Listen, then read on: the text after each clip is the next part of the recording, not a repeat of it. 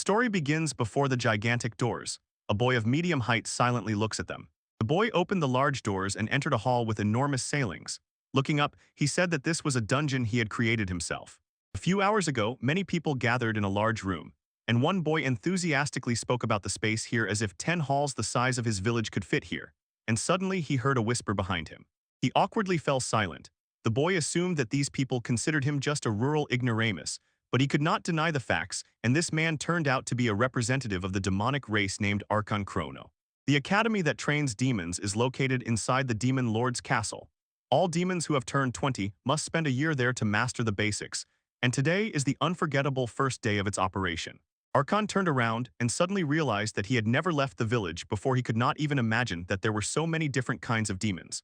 Suddenly, his gaze fell on a demon with hands covered in scales. He shone with joy because this was the dragon race. He did not notice how during the defeat he accidentally bumped into one of the dragon's demons. He immediately stepped back and apologized. The fierce dragons turned around and fixed their gaze on the boy who had fallen to the floor. The dragon arrogantly asked Archon what was wrong with him, also noting that the boy did not look like a demon at all, mockingly wondering if this was some pathetic human before him. Archon got up from the floor and brushed off the dust. The hero raised his hair and loudly declared that he was a pure-blooded demon. His horns were small, but the dragon still had to notice them. Noticing this, the arrogant demon laughed loudly and said that he had never even heard of such a demon formation. Suddenly, he grabbed Archon by his clothes, which surprised the boy a little. The dragon asked why the boy simply did not return to his mother before a real demon trampled him to the floor. Arhin was not surprised at all. Another was surprised to notice that the boy grabbed the dragon by the hand. He tried to pull his hand out of Arhin's grip but couldn't. He loudly asked the boy what he was doing because it hurt him. Archon smiled broadly and asked if the dragon was born in the city. He was sincerely surprised after all. This was his first acquaintance with someone from the city, and he was even touched, so he firmly squeezed the dragon's hands. The demon recoiled in shock and tried to step back, and Archon said excitedly that it was simply incredible. He had always wanted to meet a demon who looked like a dragon. The embarrassed dragon pushed Archon away and ordered him to go. Archon hurriedly ran away, muttering what a disgusting guy he was. The stranger asked if everything was okay. The boy answered in surprise that everything was fine, then asked who that was. The sweet girl smiled because everything was fine with Archon. The boy blushed, thinking about how beautiful she was. He was simply amazed at the very thought that he could befriend such a girl. Suddenly he blushed deeply. The stranger asked what had happened. Archon exclaimed that it was good she was not hurt. Suddenly the demons noticed that something had started. The demon stepped into the center, noticed that everyone had gathered.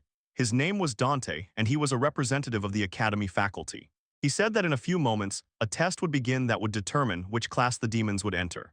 The demons were surprised to see that the test was held in a place without desks and tasks. Dante said that they were not humans but demons, so the test would be related to magic. He pointed to a column and said that this was the necessary material for the test. As a visual example, he decided to quickly show everything. He touched the column, the demons froze in surprise, and suddenly under his hand the column began to crack. The column was torn apart by a deafening crack. The demons around froze in amazement, and Dante did not use his powers at all. He admitted that he himself created this hall and the dungeon.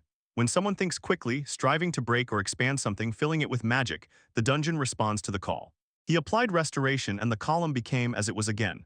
The Archon even froze in amazement. Dante said that when the demons saw this, the column was restored. From his words, it followed that they should understand the basics of dungeon management. Now he said that it was necessary to apply this in practice, and everyone would have to invent and arrange their own dungeon. The demons were surprised at how exactly they would be distributed.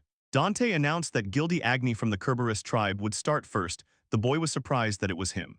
Dante told Gildy to think carefully about what type of dungeon he wanted to create after gathering magic in his palm. And then he needed to touch the core of the foundation, because the size of the dungeon depends on his magical potential. The dungeon he creates will become his home for the next year, so he will have to think everything through carefully. Gildy said, the bigger the better. He touched the stone with his hand. The stone shone brightly and dazzlingly. Dante noticed that the boy had already reached the 6th level. This was very good for the first time. Gildy would be sent to a special class. The surrounding demons froze in amazement, and Gildy himself thought, with this I will definitely be among the best. Next came the demons. Each rose by 3 or 2 levels, and there was one who stood out. He gained 6 levels and because of this got into a special class. Archon was thinking about his home honestly. A small room with a toilet would be enough for him. Dante began announcing the next test subject. Dante said that next would be Sophia Grieve from the vampire family, and the girl stepped forward. When they heard this name, many demons froze in amazement. They could not believe that they would have to study in the same year with someone from such a famous family. Archon thought he was cute. He had no idea what this family was really like. The girl pressed her hand against the stone and whispered that she was starting, but suddenly Dante stopped her. Looking at the hourglass, he noticed that the core of the foundation seemed to be running out soon, and he would replace it. He swiftly replaced the old core with a new one, and Dante said it was capable of creating about 300 dungeons that should be enough. He politely apologized for the delay and said that the girl could continue. She gently agreed to this. She slowly approached the core and placed her hand on it and, suddenly bright light flooded the entire room. Dante froze in amazement. Sophia summoned 10 levels, and he could not have imagined that someone would create a 2-digit dungeon on the first try. He said that the vampire family, as is known, has always been famous for their talent in magic, but this was something incredible. He also said that Sophia would be sent to a special class, and the girl thanked him with a smile. Gildy was confused. Dante said that this was probably the last one to be checked, and that they would soon be explained everything, and for now they were free. Archon was surprised. He exclaimed that he had not yet passed the test. Dante apologized, calling the boy by name. He said that the devil family was quite rare and that boy was the last one, so Dante did not notice him. The demons began to mock, saying he was a failure and his trial would take place immediately after the princess. Sophia smiled upon seeing Archon. Gildy said that Archon was strange. Although they said he was from the devil's lineage, he looked more like a human, and Gildy really wanted to see what would happen. Satisfiedly smiling, Archon decisively extended his hand palm forward and said that he is starting. Dante thought that the best result of the first test would be Sophia's, and it did not surprise him. Suddenly he began to think about Arhin's homeland and was amazed that someone from the demonic race lived in such a place. At that moment, Archon placed his palm on the stone and thought that he only needed to imagine a small house with 4 rooms. He was confused. He did not notice the core's reaction. Nothing happened. Everyone froze in anticipation. Gild laughed and said that he could not even imagine Archon failing to create at least 1 level. Dante became alert and suddenly the core went out. Then an even brighter flash of light appeared, blinding the stunned Archon and everyone in the room. Everyone froze in amazement when they noticed the black light. The demons tried to close their eyes. Some couldn't hold on and fell. Archon turned in surprise and asked what had happened. Everyone was stunned. The core had blackened. Dante could not believe his eyes. New spaces constantly appeared around him. 100 turned into 2 and 2 into 4. He glanced at Archon, who was holding his hand on the stone. Dante was genuinely stunned. It seemed to him that this was a dungeon of the Demon King's level. And Archon lowered his hand and smiled awkwardly, asking about the test results. Sophia, sitting on the floor, asked with surprise what he had just done. Archon was surprised. She even asked. He said he was just trying to do the same as the others. The demons fled, asked if everything would be all right. Suddenly he heard someone shouting. Dante exclaimed that the trials determining their class could be considered complete and they should leave the hall immediately. He shouted that Archon Chrono managed to create 400 levels and that he is the best student who entered there. The boy stood awkwardly and silent. Other demons said that Archon was dangerous because they could not understand who he was. It was almost impossible for a demon to create so many levels on the first try, and Archon was upset because now everyone avoided him. One of the dragons said that the guy was just as crazy as they were, and Gildy added that Archon was just lucky. 2 twins approached the boy and enthusiastically said that he was incredible and were very surprised. Archon was delighted, thanked them, and asked if they wanted to become friends. Blizniuk smiled awkwardly and said that it was a bit strange for them to be his friends because he was too incredible and now they were not his equals. Archon fell silent. He constantly dreamed of days at the academy with friends, but if things keep going like this, he will have no friends at all. Archon was very upset. He took a deep breath and wondered if he was destined to spend the whole year alone. Suddenly, in a moment of his sadness, someone turned to him. Archon turned around and saw Sophia. She said that he was simply incredible. The girl asked how he managed to create such a huge dungeon. The Archon awkwardly turned to Sophia and said that he had done nothing special. She awkwardly said that she was stunned. The magic turned out to be too powerful. She admitted that she was a little jealous. She came closer and quietly asked if he minded being friends with her. Archon was surprised by such a proposal.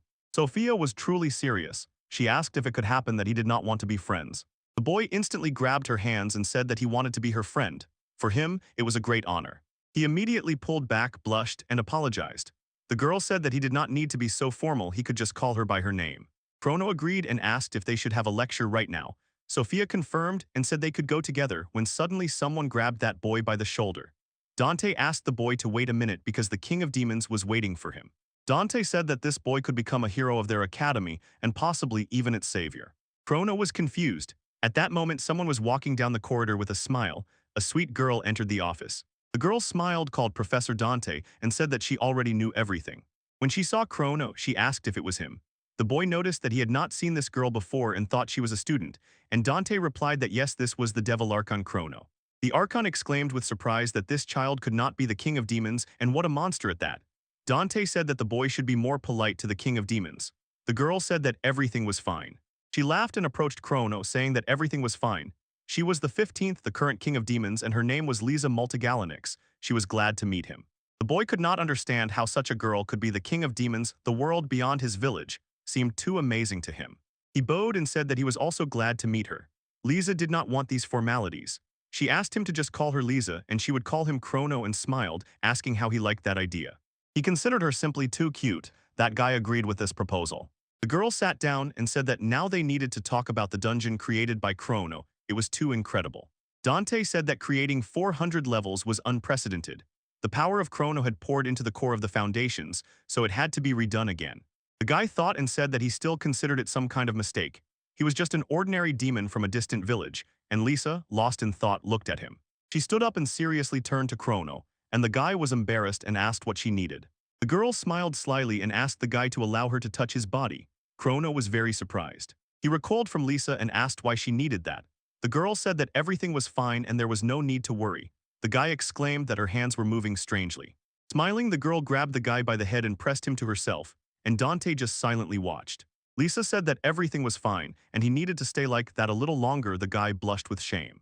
Suddenly it seemed to him as if everything around had become very soft, as if his mother was hugging him tightly. It was warm. After some time, Lysix exclaimed that it was incredible and was simply stunned. Although he looked almost like a human, the power just overflowed him, and she meant not only magical might but also that Chrono's potential was colossal. She had never seen anything like it before. Dante was impressed because Chrono was so strong even from the perspective of the Demon King. The girl said if it's him then that's it. She turned to Chrono and added that she has a proposal for him. The girl shouted loudly, asking if he wants to enter the dungeon of the Demon King's heirs. The boy was surprised. He just wanted to spend his days having fun with friends, but it seemed that was not destined. Asking in surprise what was going on, he could not imagine that this would be the beginning of an extraordinarily interesting life of a young demon named Archon Chrono. Sitting opposite Lisa, the boy asked in surprise which dungeon of the Demon King she was talking about at all. Smiling, the girl said that these are the dungeons created by ancient demon kings. They remain even after their departure and hide valuable treasures. The boy asked in surprise why he should investigate them. The girl stood up and asked Chrono if he knew where the money for maintaining this very castle comes from.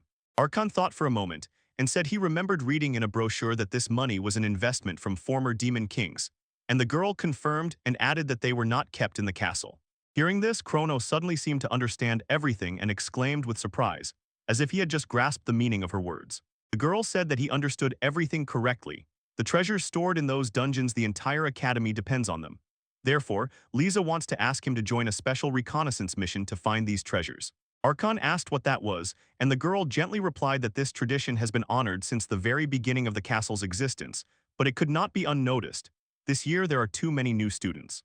She laughed ominously and said that, essentially, they simply do not have enough money. That's the problem. She lowered her head and exclaimed in panic that if nothing is done, the salaries of the senior teachers will be cut, and the first to suffer will be her and Dante. The boy asked somewhat awkwardly if it was precisely because of this that teacher Dante called him a savior. The teacher apologized for this and said it was true. Archon awkwardly thought that all he wanted was just a fun school life with his classmates. Lisa, smiling, said that perhaps by asking so suddenly, she had put him in a very uncomfortable position, and the boy was surprised. The girl said that instead of answering here and now, he really should think about it a little. She gently said that it was already quite late, so it was worth discussing it tomorrow. Chrono liked this idea and agreed. She stood up and said that because of these conversations they had delayed him a bit. The other students should have long returned to their dungeons, so let them teach this boy to do the same. After these words, Lisa smiled and turned back to Dante. The humble man approached Archon and extended a small object in his hand, told Chrono to take it, and he asked with surprise what it was. Dante explained that it was a small crystal given to absolutely all students and intended for teleportation to their dungeon, and Archon noted that it resembled the large crystal he once used to create his dungeon. Lisa said he noticed correctly because it was like a portable version of that crystal.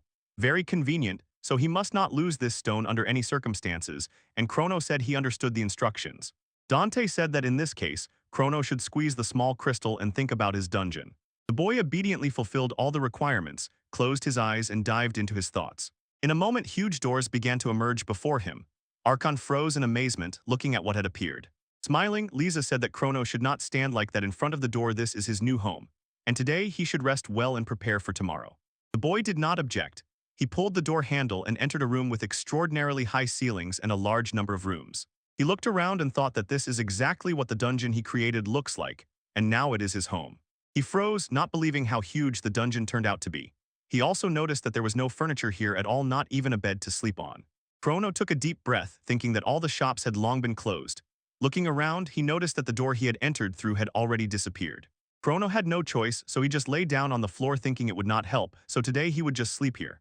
The next day, Chrono was quite sleepy. He walked down the corridor and called out he could not sleep well last night, and on top of that, his back hurt. As expected, in the direction he was going, the castle of the demon lord really caught the eye. And there were so many shops there that it seemed to him that he could buy everything he would need while living at the academy. He noticed a cafe. It smelled incredibly delicious from there. He remembered that he had not eaten since yesterday and sat down at one of the tables. Just then he met Sophia. She greeted him. Chrono responded with a smile, and the girl asked if he would mind if she sat next to him. Suddenly Sophia said that she had heard before, in this place the snacks are very tasty and everything is free for students. Chrono was surprised that these treats were free. The girl said that other amenities, the sauna or the hairdresser, were also free for students. Also, bookstores and hardware stores gave discounts, and Archon realized all this was paid for by treasures. He thought that if they didn't collect enough money for the demon castle, he would no longer be able to eat with his classmates like he does now. Suddenly Sophia noticed a crumb on Chrono's face. She tried to tell him about it, but he couldn't find her, so she reached out to his face and removed the crumb herself. Sophia smiled gently and laughed quietly, then said that everything was fine now. Archon awkwardly thanked her for the help, and the girl also became very embarrassed. Waving it off, she decided to change the subject, and Sophia remembered that Chrono hadn't returned yesterday and wondered what the Demon King wanted from her.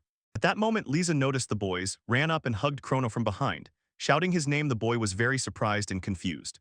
He warmly greeted Lisa. Sophia froze in amazement when she saw the Demon King. Lisa said it was time to fulfill yesterday's promise and that he had to go with her. Chrono asked confusedly if it was right now, and Lisa replied that, as her boss said, everything must be done immediately. The demons around began to whisper when they saw the mistress of demons. They didn't know what she was doing here and were even more surprised when they noticed that she was next to Chrono. They wondered if he knew her. Lisa apologized to Sophia and said she would take Chrono away for a short time. The boy also apologized and added that they would see each other later. The girl said goodbye, not believing it. It hurt her to notice that the Demon King and Chrono got along so well. At that moment, Lisa asked Chrono if he was ready. He answered that he was ready and asked if they should explore the Demon King's dungeon. When he didn't understand why they were in her room, she simply said that he only needed to watch. She used magic. The wall began to disappear brick by brick, and Chrono was surprised. She pointed to the stairs and welcomed him to the dungeon of the Demon King's heirs. She said that for the first time they would go to the least dangerous dungeon, the dungeon of the first Demon King, and asked if he was nervous. The boy replied that no, he was fine. Joyful Lisa exclaimed that it was wonderful, and it was time to start exploring the dungeon of the first Demon King. They walked together down the dungeon corridor, and Lisa noticed that a lot of time had passed since her first visit there, but she was seeing such simple decoration for the first time. She said that ahead there would be a fork with 3 paths. To the right, the bathroom, to the left, a dead-end path. There was nothing else in this dungeon except a stone path leading to the bathroom. She had cleaned this place more than once. At that moment, Chrono could not concentrate on her words. She was too close, and it confused him. He went ahead and said that as long as there was somewhere to spend the night, everything was fine. That was quite enough. Lisa noticed that they already had their first experience with traps, so they needed to be careful with those installed switches. She squeezed his hand and cheerfully asked if the boy wanted to ask anything else. After all, that was why they were here. Chrono shyly asked if he really could ask such a question, and Lisa brightened up and encouraged him. Ask. The boy looked at her and asked why she had been holding his hand all this time. She said she did it to monitor his vital signs and know that everything was fine. She belonged to one of the clans of night creatures, so through touch she could immediately determine a person's health condition. He looked away and realized why she was doing it. Chrono thanked her for that, and Lisa noted that he was not too nervous and his body temperature had dropped. She also noticed that the purity of his heart had slightly increased. And hearing this, Chrono blushed deeply and pulled his hand away, saying that it was better for them to just hold hands. The girl pressed against him and whispered with a sly smile that he was so cute and innocent. Chrono asked her not to tease him, and suddenly they heard a sound. They turned around and saw that Chronos' foot had exactly stepped on one of the traps on the ground. Lisa turned pale and reminded him that she had told him to be careful. In the blink of an eye, countless spears shot out from beneath the ground. Chrono grabbed Lisa and rushed forward. They both fell to the floor together. The boy immediately asked if Lisa was okay, and the girl turned around and, still stunned, said that he had saved her and couldn't believe how he managed to avoid it. Chrono thought that this trap probably had never been triggered before. He barely managed to notice them, and they would have had big problems if those spears had crossed. The girl sighed she hadn't even seen the spears, only he had, and she noticed that he was truly incredible. Chrono continued to gracefully dodge the traps, holding Lisa close to him, and on the way said that wild birds returned to the village at about the same speed. Avoiding trap after trap, he casually told that sometimes they are caught to be served as a side dish for dinner. Meanwhile, out of curiosity, Lisa asked the hero who was dodging the traps what kind of birds they were. The boy pulled her out of the traps and said that those birds were red and huge. They even raise winds that knocked down trees in the forest, and Lisa asked in surprise how that could even be called a bird. For a moment she wondered if it could be the legendary Garuda, but dismissed the thought, thinking it was impossible. Chrono said that, as befits the king of demons who adores traps, their number did not surprise him, but he relaxed his vigilance when she said that she had cleaned here several times, and Lisa noticed that this was a bit strange. She said that there was a whole series of traps here, and such a thing had never happened to her. Suddenly they heard a sound again. Lisa asked what that sound was. Chrono looked aside and pointed at the girl. The wall rushed down the corridor straight at the frozen heroes, gaining speed and producing a loud rumble. The guys couldn't believe their eyes. The walls were moving right towards them. They turned around and saw that walls were also approaching from behind. The girl quickly handed Chrono a lantern and told him to hold it. She used her powers. Lisa couldn't believe that these traps would actually work. She said that the first demon king had a bad temper. In the blink of an eye, a small staff appeared out of nowhere in Lisa's hands, and she confidently pointed it forward. When Chrono saw this, he froze in surprise. Lisa raised the staff above her head and it shone brightly. She directed a powerful blast at the approaching wall. But it didn't help them at all. Lisa shouted that it was useless. The wall was too hard. She turned anxiously and said that she wished he would run away on his own, but there was no way out from there by the usual path. She screamed in panic that she had killed her student and would not be able to face her predecessors, that she needed to at least apply the Seeker rebirth formula on Chrono, and the guy said that he wasn't even dead yet. Suddenly the lights in the lanterns flickered, and Chrono, a little surprised, realized it meant a wind had blown in the room. He looked at the wall that was coming closer and quickly placed the lantern on the floor. The hero turned to Lisa and asked if she could break that wall. The girl was confused and asked what he was talking about. Chrono explained that he felt a slight breeze and maybe it opened a way outside. Lisa said that the dungeon was still too strong. She said with surprise that she could not possibly control the dungeon of the first demon king. Chrono remembered this and asked if Dante had done something similar during the inspection, then said he would try to do it again. He pressed his hand against the wall and tried to imagine how the dungeon moved. Lisa reminded the boy of her words. Controlling the dungeon of the first demon king is not easy. Immediately after these words, the wall that Chrono was holding cracked with a fierce crack and crumbled into pieces. And the boy exclaimed that he was right, there was an empty room there. Lisa was stunned and did not understand how he could control the dungeon. Chrono was not suitable for this. He grabbed Lisa and pulled her into the room. At that moment, the walls closed in, leaving no gap. The boys found themselves in an empty room. The heroes looked at the furnace in amazement, and the boys said that the walls began to retreat. Lisa thought that all this time many traps lurked in the hidden rooms. Perhaps they were supposed to open only after a one-time release of huge magic. And suddenly she saw something shining on the floor. She approached there and directly asked Chrono if he had already said that this dungeon was explored. Only 90. The boy looked at her with interest. The girl picked up the box with the ring and, sighing, said that despite all their efforts they could not find the remaining 10%. This is the ring of the first, and the golden preserved casket. She hugged it tightly and said that they had done it. Lisa was incredibly happy. This was their achievement and a huge success. Chrono was a little surprised, but then he smiled softly, rejoicing in her happiness. After some time, the boys returned. They stood before a small object. When the process finished, Lisa joyfully said that everything was ready, and Chrono asked what it was. The girl explained that this is a magical device for appraisal, left from previous generations of demon kings. It is used to appraise treasures from the dungeon. Lisa turned around, looked at Chrono, and, as if with hope in her voice, asked if she could put their treasure there. All he could do was simply throw the item next to the device. The boy raised the box on his palm and, holding his breath, asked if he was doing everything correctly. Instantly, the box flew into the air, steam rose from it, and it headed towards the orb. After that, the device sucked the box inside itself, and Lisa said she couldn't wait for the result. Almost immediately after, the machine printed the result. Lisa pulled it out and read that this was the first box for storage. Chrono was stunned by how amazing this device was. It could appraise so quickly, and Lisa proudly noted that it was too early for him to be surprised. And at that moment, he noticed that the typewriter was still printing. He noticed with surprise that the numbers kept increasing. Visa said that the data was being sent to ancient merchants, and now they were placing bids on this item. Chrono was amazed. Lisa said that these items were now in the middle of the auction. She wondered how much this box was really worth. The numbers were growing wildly, and Lisa excitedly said that the price had already exceeded 3 million. Chrono noticed with surprise that while she was speaking, the numbers were still rising. Suddenly, the prolonged tapping on the keys was interrupted by a loud sound, and Lisa remarked that it looked like it had already been sold. Chrono looked at the printed sheet and froze in amazement. The price tag, 6 million gold. Lisa said that Chrono set a record price for his first expedition into the dungeon, and the hero said in amazement that this amount seemed so incredible that he did not understand what was happening at all, and the girl assured him that it was all true. Then she said that the money had already been sent there. The next moment Chrono was showered with money. The boy broke free and opened his mouth in surprise. Lisa was shining with joy. Finally, they would fix the chandelier in the assembly hall and hire more cooks for the dining room. The time frames were supposed to be simpler. After that, she threw a bag of money towards Chrono, and he was quite surprised. She said that it was his share. He asked if these funds would go to financing the school.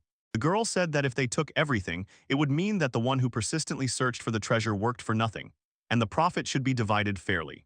Chrono still did not know where to spend so much money. The girl noticed that the machine was typing something again and said that the report on the ring's appraisal had already arrived. Chrono noticed the inscription "Special Abilities Unknown," and Lisa immediately said that in that case they would not be able to set a price. She handed him Chrono and told him to hold the ring until he learned about it. He agreed. Lisa said that Chrono's loot for today was the ring and gold. She asked if he was having fun and if he was interested in the special unit. Chrono said that curiosity tormented him what was hidden in the other dungeons of the Demon Kings. Besides, all this was for the sake of saving the Demon King's castle. He wanted to continue helping to explore the dungeon, and the girl happily thanked him. Chrono yawned loudly. Lisa sighed. Today was a hard day. Archon said that yesterday he had no bed, so he had to lie on the floor and he slept poorly. All the shops were already closed at this time, and it seemed he would have to sleep on the floor again. The girl called them to her. Together they went down to the room. She said that it was a storage room where unsold goods were kept. Having searched, she found the bed and rejoiced. The bed was called the Instrument of Sleep Healing. This thing is incredible. It will double his recovery speed during sleep. Chrono promised to buy it, and he began begging Lisa because he really needed this bed, ready to take it at any price. The girl asked, "How about 1,000? He immediately agreed. He looked intently at the confused girl, and the hero was incredibly happy and placed his hands on the bed. He shouted that he would sleep comfortably on the bed. Lisa noticed that he was happier than when they received the money and thought that this Chrono was really strange. After some time, the boy lay on the bed in his dungeon and thought how good it was to have a bed at home. It was spacious, but only because there was nothing in the house. He thought he would have to go shopping. At that moment, Sophia was sitting in front of the mirror. She said that Chrono again did not come to lectures today. Although they had become friends, she was sad it was boring without him in class. Suddenly, she tried to drive these thoughts away. She went to sleep and thought it would be good if they talked longer tomorrow. The boy woke up and felt well rested, glad to have a bed, and would never have imagined that the things of the Demon King could be so soft and gentle. Suddenly, he saw Sophia. She was sleeping on his bed, wrapped in chains. They were also wrapped around his arm. He froze in surprise. Looking at the girl in shock, he asked in surprise why she was sleeping next to him and what the chain was. He did not understand what was going on. Sophia sleepily squinted, yawned, and woke up. Suddenly, Chrono noticed that the chain was gone. Sophia slowly stood up and silently looked at the boy. Suddenly, she laughed, and Chrono was surprised by this. Sophia hugged him tightly and said that it was him. She said that she could do it after all. It was just a dream. The boy worriedly thought whether she had not yet woken up. She felt good. Chrono did not know what to do. The girl happily clung to him when suddenly she realized that the sensations were too real. She instantly jumped back and turned pale. Sophia whispered whether he was real. The boy softly smiled and wished her good morning. The girl froze in amazement, but as soon as she understood everything, she trembled strongly from embarrassment and screamed. Sophia suddenly covered herself with a blanket and whispered confusedly, "Why are we in the same bed?" Chrono blushed and awkwardly said that this was his dungeon and bed. The girl looked around confusedly. She did not understand what had happened because she was sure that she went to sleep at home yesterday. Chrono said that he also did not understand what was going on. He, with an embarrassed smile, suggested asking about it after lectures. Maybe the teacher Dante knows something, and Sophia agreed. She awkwardly blushed and said that she needed to return to the room. Chrono said that it was awkward. Then Dante wandered around the Demon King's castle. Lisa approached him and said that today she wanted to watch the lectures. He asked if she was interested in Chrono. He said that the guy was full of surprises. She said that since he created that dungeon, she had placed great hopes on him. Dante said that when they dived into the very essence of the basics, it was defiled by black magic, but they were also interested in several other things. In the huge cave, the demons asked with surprise if this was the first dungeon where the creation test was held. It had turned into a network of caves. and this was exactly the result of manipulations with it. The guys noticed that Chrono had arrived. They said that yesterday he had dealings with the Demon King, as befits the best student, because even the authorities do not want to leave him alone. Chrono did not think that the lecture would take place right here. He noticed Sophia, but she blushed and looked away. Chrono thought that now she also wanted to watch him. Suddenly Gildy ran up to him and said that probably that guy got scared yesterday and ran away. Others tried to stop him, and Chrono turned around with tears in his eyes. The hero said that only Gildy spoke to him, and for that he thanked the demon. Gildy fell to the ground. Chrono stood nearby. Dante noticed that everyone had come and Lisa was next to him. He said that today at the lecture the Demon King himself would be present, so they should not disgrace themselves. The demons rejoiced and said in unison that she was cute. Lisa wished everyone to show everything they were capable of. Today's lecture would include combat training in the dungeon. He ordered me to approach and touch the floor. He summoned a crimson burning demonic wolf. It was a summon of the underground wolf. The students asked in surprise if he had summoned a monster from beneath the earth. Dante said he created it from stone using magic. All the students will have to fight this demonic wolf. He told them not to hold back. He doesn't even care if they attack together. He said they would have surrendered if they had hit him even once. The demons were on alert. Dante noticed that the first was Cordy of the dragon race and threw his wolf into the fight. They grappled in battle, but the wolf effortlessly wounded the boy. Cordy hit the wall. He stood up and declared that he had not given up yet. Chrono said that, as expected from dragon skin, it was strong. Dante said that breaking through by brute force alone would be difficult, even if he is from the dragon-like race. He ordered the boy to use magic and everything he is capable of. Cordy replied that he understood. He gathered stones in his fist and shouted that this technique is called stone covering, then hit the wolf so hard it whimpered. Cordy shone with joy. Dante praised that boy, and the students were also delighted. Later they noticed that the wolf Dante had already healed his wounds. The teacher said that the children should not worry because the medical station is always open.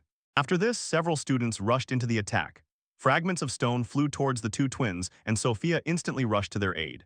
She covered them with herself. Dante noticed that everyone used their unique abilities for their own benefit. Sophia asked the twins if they were okay. The boys shouted that the wolf was coming. Sophia turned sharply. At the last moment, Chrono grabbed her and saved her from the attack.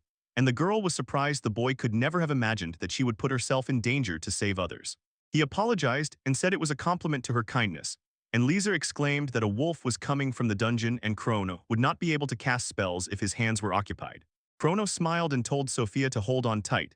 She closed her eyes, agreed, and clung to him, and the hero jerked back from the monster. He quickly climbed up so the wolf couldn't reach him. One of the dragons asked in surprise how Chrono could be so fast when he had Sophia in his arms. Gildy said he was just running away, but Lisa objected that's not true. Chrono pushed off the wall. The hero hit the wolf on the head incredibly hard. The monster fell to the ground and began to crumble. Gildy stood up stunned. Chrono defeated it with one blow and didn't use magic at all. Lisa said that was impressive, and Chrono asked if Sophia was okay, and the girl confirmed. She smiled and thanked Chrono. The boy said it was no problem. He was glad to see her smile. Then he felt that Sophia was still holding him in her arms. He asked what was going on. Sophia was surprised and noticed she couldn't let him go. He tried to pull away but slipped. He fell and Sophia fell with him. He was surprised. The girl apologized and asked if he was all right. Then she said she really couldn't stop and didn't know what to do.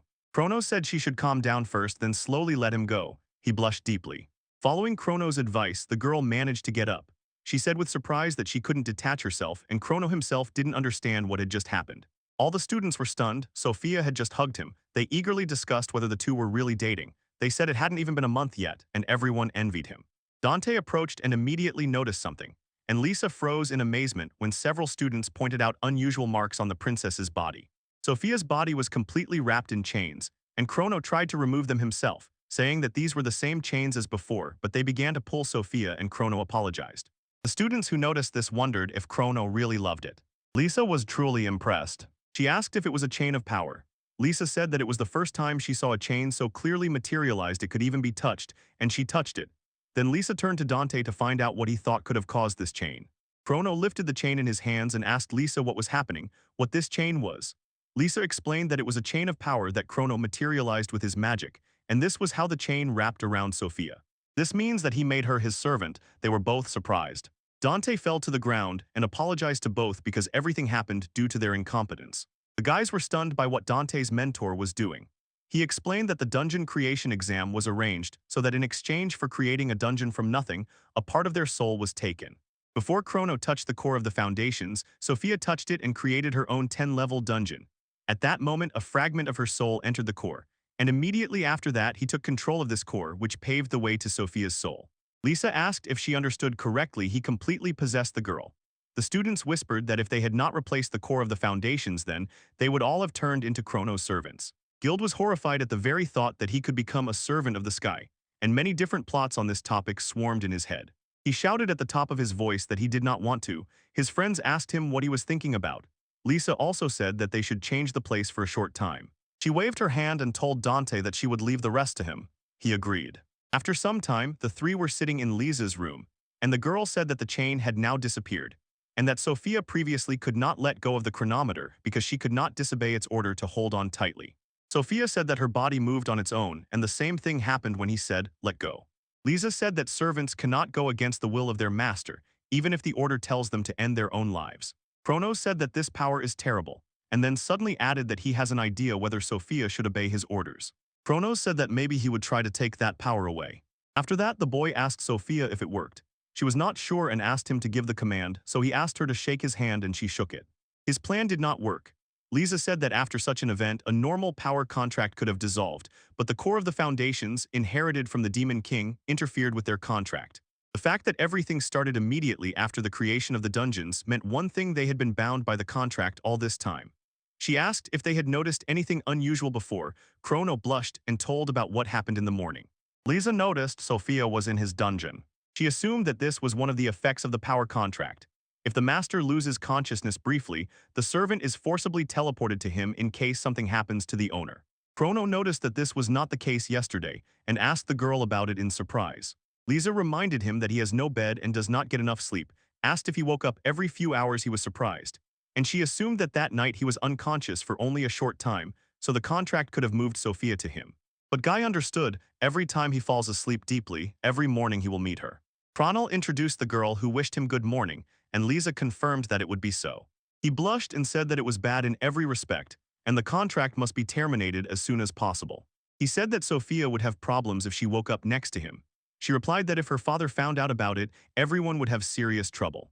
Lisa clarified whether her father was really the Vampire King. The girl confirmed this and admitted that it was a bit strange to say, but he was a very caring father. She was even afraid to imagine what would happen if he found out. Chrono said that Sophia was a real princess, and that made the situation even more complicated. The girl said that that morning she was surprised and delighted, and she did not hate being next to him. Chrono was surprised. He said that he did not care either, and that he was grateful for all this. Lisa said there was nothing to worry about. It was not hopeless at all. Once the first invented the core of foundations, which was supposed to be in the dungeon of the second Demon King because he studied the inventions of the first, they can cancel the contract. Chrono said that this was encouraging. Sophia asked if it was about those dungeons spoken of in legends. Lisa asked if the princess had heard about them. Sophia told me that she had heard about them from her father, about secret places filled with the wisdom of all previous demon kings. She had always wanted to see them, and Lisa said that this would happen sooner. She said that Sophia could also join the squad. Sophia froze with surprise, and Lisa explained everything. Sophia was amazed that there was such a system in the castle. Chrono joined the squad only yesterday, and Sophia said it was incredible to become a scout in such a squad on the very first day. Sophia assured that she would try not to disgrace herself. She asked Lisa and Chrono to take care of her. The guys were happy. Lisa said that the squad had become much livelier. Chrono said that there should be senior members in their squad. Lisa said that this person now follows the dungeon of the second. Before leaving, she left notes in her notebook. Lisa found them and said with surprise that it was strange since that girl promised to return in the morning. So Lisa assumed that during the exploration she lost track of time. At that moment, the girl was lying in a huge cage and realized that the time she promised to return had already passed. Lisa is probably worried, she thought, that Lisa would come here. She said that it was bad there, and Lisa should not go because a monster was sitting in the dungeon, ready to eat everything. Chrono thought that everything was not going according to plan, but waited until the three of them went to explore the dungeon. And he was very curious to find out who else was in the squad, as he dreamed for Tamara to come sooner. Suddenly he blushed. He forgot that Sophia would be nearby if he fell asleep. Chrono looked at her and asked why she was dressed so lightly. The heroes were going up the stairs, and Sophia confessed with a hint of surprise that she would never have imagined that the entrance to the dungeon of the previous Demon Kings would turn out to be in the room of the true Demon King. And Lisa added that they were connected by magic and ahead was the second dungeon. Sophia noticed that it was extremely exciting. Lisa laughed and said that the girl should not worry so much because she and Chrono were nearby, and the guy smiled and told her not to lag behind. Sophia awkwardly hugged him and said, "That's an order." Chrono blushed. Lisa asked the boys what they had agreed on together. The boy exclaimed that she should not talk about it like that. Lisa stepped forward and said that to dissolve the contract of power, they need to find the artifact that will dissolve it. Suddenly Lisa noticed that they were almost at the placid big doors towered before them. They went in and saw a huge tree. The boys said that the second dungeon resembled a sea of trees, but light shone through them, so it seemed as if they were outside. Lisa said that thanks to the glowing trees the entire dungeon is well lit, so the lantern can be turned off for now. She showed that the dungeon of the second is built like an anthill. This is a bit unsettling. Showing the dungeon plan, she noted that there are 10 levels and many rooms. She whispered that if Soulmate returned, they could update the map. Chrono asked if she meant one of the members of their squad. The girl confirmed this and said that Soulmate is a werewolf. Her name is Yukino Soulmate. She is an excellent cartographer and specializes in making dungeon maps. Lisa also said that maybe Yukino could tell that boy more about this dungeon if they met her, and Chrono noticed that this was encouraging. Lisa assured that Soulmate rarely delays returning. Sophia anxiously asked if something could have happened to that girl. Lisa reassured that Soulmate could be called experienced in dungeon exploration, so there was no need to worry. Chrono asked which way they would go. Lisa said they have several usual routes, but they will go straight through the section connecting several floors. Suddenly they heard something. Sophia looked that way with everyone but saw nothing, and Lisa said to be careful. The boys were stunned to see the monsters and stood back to back. Huge mushrooms appeared. The second one was good at creating monsters. The girl said that these monsters mainly guard the dungeon. Lisa raised her hand. The staff seemed to appear in her palm out of thin air. She commanded the boys to prepare their weapons. Sophia swiftly drew her sword, and Chrono remained stunned. Two girls rushed into the attack. Lisa said it was just as she expected from Sophia, and her skill with the sword immediately showed. The girl added that she had been given lessons since childhood, and suddenly the monster tried to attack them from behind. And just in time, Chrono appeared, killed the enemy. Sophia could not believe that the boy was so fast, and Lisa wanted to report about most of the huge toadstools but suddenly froze. She noticed a stick in Chronos' hands and asked what it was. The boy said it was just a wooden stick that was lying nearby. Sophia was just as amazed as Lisa, who said it was amazing to defeat so many giant mushrooms with such a weapon. Chrono admitted that he does not know how to fence at all, and his sword dulls very quickly. In the village, he was only allowed to train with a wooden stick. He added that such sticks are everywhere in case this one becomes unusable. Chrono envies them because they are so skillful with weapons. He needs to work even harder. Lisa asked if it was because the power was too great for the weapon. Chrono must better understand his strength. Suddenly they noticed with surprise that everything was shaking. Chrono, thinking about an earthquake, asked what it was, and Lisa pointed to the side. They saw huge fly agrics running away and they looked frightened. She could not understand whether an earthquake could happen at all in a dungeon created by magic. Suddenly everything stopped. Sophia asked what happened. Lisa noticed that because of this all the enemies fled. She asked anxiously what could have happened to the dungeon. Lisa guessed it was because Soul Maid still hadn't returned. In any case, she suggested moving on. They were climbing the huge stairs, and Lisa warned them to be careful. The steps were shaky and full of roots and vines. Something was writhing behind, and suddenly it grabbed Sophia's leg and pulled her towards itself. The girl screamed just as the others had only just turned around. Krona froze in surprise, seeing the vines moving. Lisa beat them off and said she would never have imagined the trap would be on the main stairs. Krona could not believe that Lisa did not know about it. There were almost no artifacts in this dungeon, so its exploration dragged on. She descended so deep into the dungeon for the first time. Chrono raised his head and asked Sophia if she was okay. The girl, cheeks burning with embarrassment, agreed. Chrono ordered her to stay and promised he would be right there. She begged him not to go. He raised his eyes and saw Sophia hanging upside down, and her skirt had lifted. She exclaimed that he might not come. The boy closed his eyes in shame but still could not leave her. Lisa said he should leave it to her. The girl turned to Sophia and said that she might get tickled, but it was better to endure it. She uttered a powerful spell and its force destroyed many vines. Sophia fell straight into Chrono's arms. The boy asked in surprise if she was okay. It was very deflated. Chrono turned away and said that only he should apologize. When she was asleep, it seemed to him as if a completely different person was in front of him. Sophia thanked Lisa for the help. They noticed that the vines stopped moving. Lisa was glad they managed to calm them down, and maybe the vines cannot absorb nutrients when their base is destroyed. Suddenly everything started trembling again. The boys looked around, and Sophia asked if it could be stronger than last time. Suddenly the stairs beneath their feet began to collapse. The entire room suddenly started to crumble and the boys quickly fell. Debris was falling from everywhere. Lisa smiled and thanked Sophia for the rescue. The girl was holding all the comrades on her wings. Sophia said that it was the least she could do and it was nothing like with Chrono. He would be fine even if he fell. They stay in the air thanks to weight balance. Chrono covered his face with his hands out of embarrassment and said he was shy. The boys in unison remarked how cute he was at that moment, and he became even more embarrassed and shouted. After that, they began to descend. Sophia said she could no longer rise higher, so she would slowly lower them down. It was as if a huge burden had fallen on her. Lisa wondered why the floor suddenly gave way. Chrono could not understand what was happening in the dungeon. Suddenly, Lisa noticed something strange. She said she could already see the ground. She turned to Sophia and added that there was very little left. The girl loudly and tensely declared that her wings were already at the limit, and even before the boys could be surprised, Sophia's wings disappeared.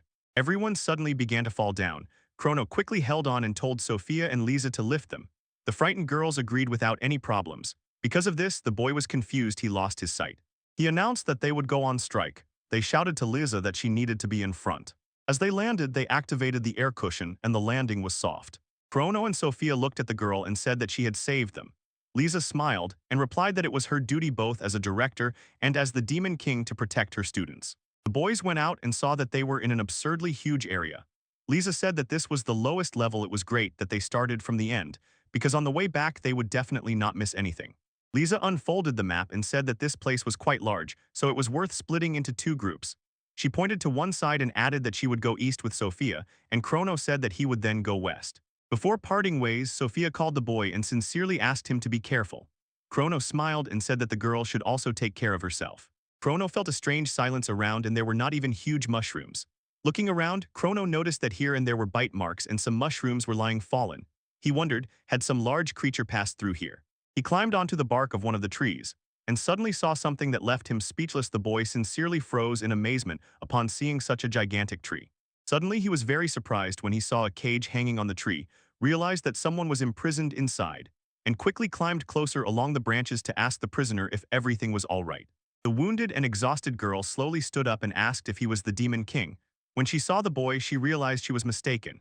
Chrono immediately noticed that the girl was a werewolf. He asked the girl if she was a soulmate. The girl confirmed this and named herself Yukino's soulmate. Chrono understood that the girl would not be able to return. She had fallen into this trap. Soulmate asked who the boy was. Chrono introduced himself and said that Lisa and another classmate of his had also come to the dungeon. He assured Soulmate, "Don't worry, I will get you out of there." Soulmate thanked him but said with pain that it was impossible, so Chrono must leave her and return. The boy stepped forward and asked why. Suddenly Soulmate screamed for him not to come closer. In a moment, a huge vine crashed exactly where Chrono was standing. The boy managed to jump back. Chrono was extremely surprised when he noticed that this tree could move. He remembered that something similar had already happened on the site. Soulmate said that it would catch him too, and then he wouldn't be able to get out, so she ordered him to hurry and run away from there. If the roots are destroyed, the plant may stop absorbing nutrients. In all plants, this part of the structure is the same. Chrono said that this means he only has to destroy the soil near those roots that are harmful. Suddenly, a chain appeared on his hand. Another vine lunged towards him, so he didn't even have time to think about the chain. When he touched the ground, these chains suddenly grabbed the soil. They covered some distance and then lunged again. The tree slowly rolled down the slope and finally completely fell to the ground. Chrono grabbed the cage in which Soulmate was. He sharply pulled her out and asked if she was okay. The girl just looked at him in surprise and did not take a step forward. Chrono was a little surprised, thought that maybe she was weak and couldn't get up, apologized for his rudeness, and lifted the Soulmate into his arms. The girl quietly asked who he was. Chrono said that everything was as he said before and that he was just an ordinary demon. Suddenly he noticed that the girl was sniffing him. He blushed with surprise and asked what happened. She smiled. She said that it smelled interesting here. Chrono turned away and thought that she was a bit strange. He noticed a chain on him and asked if it was the same one. The girl said that it was a sign of the absorption of the Demon King's treasure. The Demon King left them only a few artifacts capable of casting this spell. Chrono said that something needed to be done about this and anxiously asked where the artifact was. She quietly said that he had eaten this artifact. It was a monster created by the second Demon King. This is the dragon of gluttony itself. At that moment, Lisa loudly asked Sophia to get ready. The girl was unconscious, someone was trying to attack them again, and Lisa shouted loudly. She fell to the ground next to Sophia. She squeezed her eyes shut and said that there could be trouble with this boy. Right above them stood a huge, frightening monster. It roared loudly, looking at the girls. The beast silently watched. Lisa stood guarding unconscious Sophia nearby, holding the staff firmly high above her head, ready to attack at any moment. Lisa felt that her leg had already been badly hurt from the monster's previous attack. Escaping now was not so easy. She did not know what to do, but had to at least let go of Sophia. Suddenly, the monster roared loudly. The girl was frightened, but instantly cast the spell Shield of Light, creating a fragile protective barrier that would not last long, and under the monster's pressure, the shield almost immediately began to crack. It was incredibly difficult for the girl to maintain this spell. Everything was going badly, and she knew she would not hold out for long.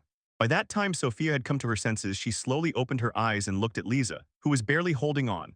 Lisa smiled and asked if she was okay, and Sophia was confused and could not understand what kind of monster it was.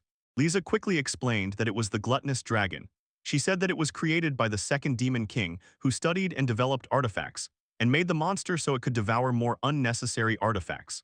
However, the dragon turned out to be so gluttonous that it began devouring the dungeon itself. It should be sleeping now because of a sleep spell, but she noticed. It seemed the monster had awakened. The magic's effect had already begun to weaken. Sophia instantly understood what Lisa was talking about and guessed that the earlier earthquake might be a consequence of the dragon's awakening. Gripping tightly, Lisa whispered that perhaps the monster that was eating the dungeon itself was to blame. She added that it most likely damaged the very structure of the dungeon. Suddenly, the monster moved away from Lisa's shield. The girl turned to Sophia and shouted joyfully that the monster was retreating, so while there was still time, she needed to run. Sophia was horrified and tried to tell Lisa what she saw but didn't manage. The dragon's tail suddenly gained speed and struck the girl's shield with all its might. With a loud crack, the shield shattered into countless fragments. The monster lunged, trying to eat the girls. He slowly chewed what had entered his mouth, then successfully swallowed.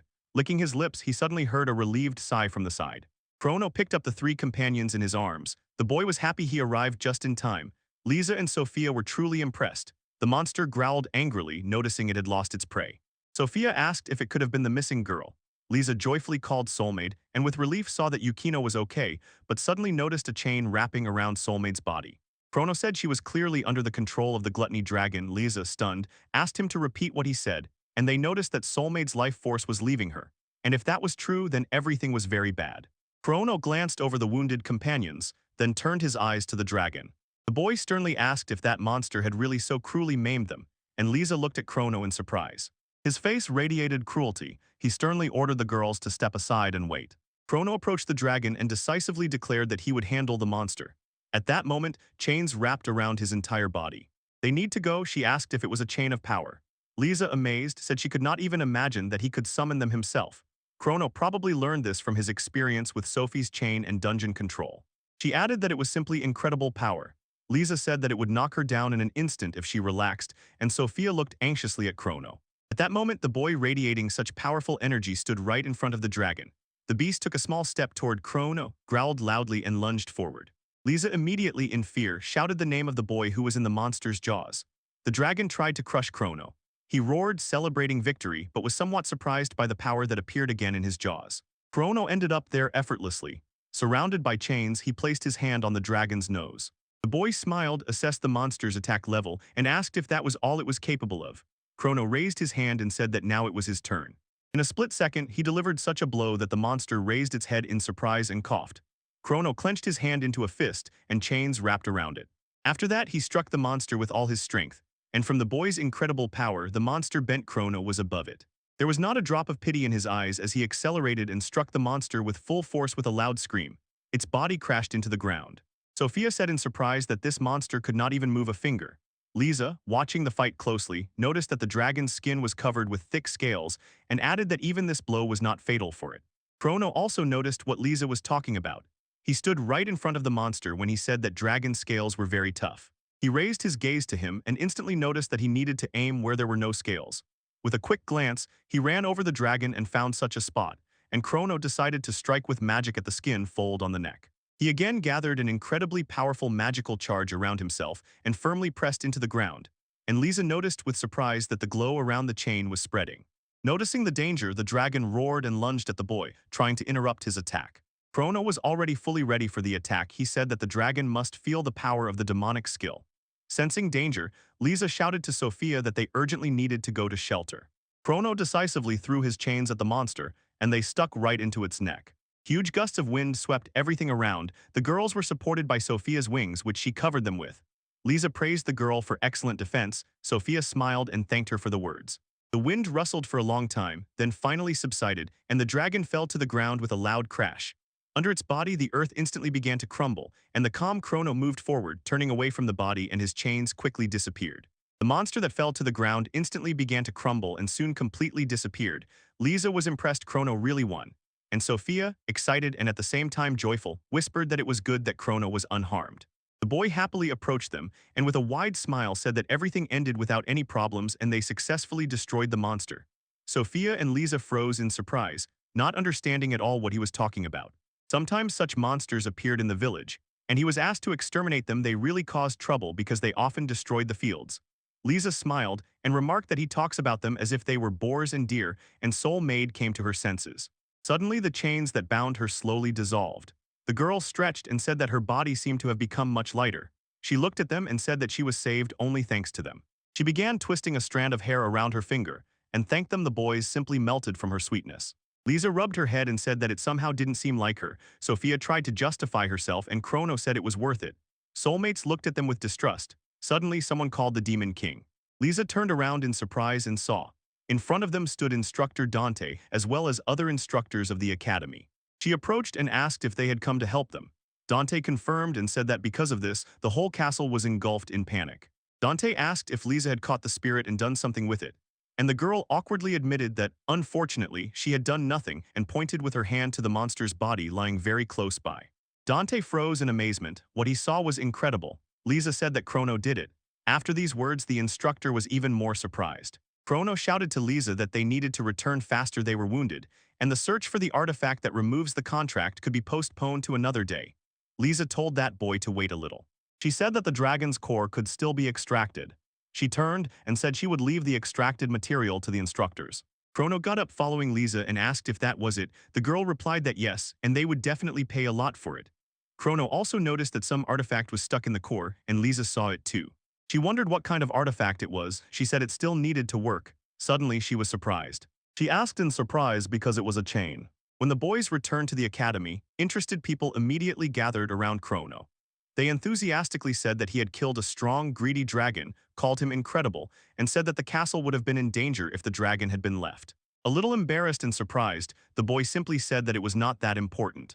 Suddenly, Lisa approached them, and with a smile said that it was very important. She added that she had already fully recovered.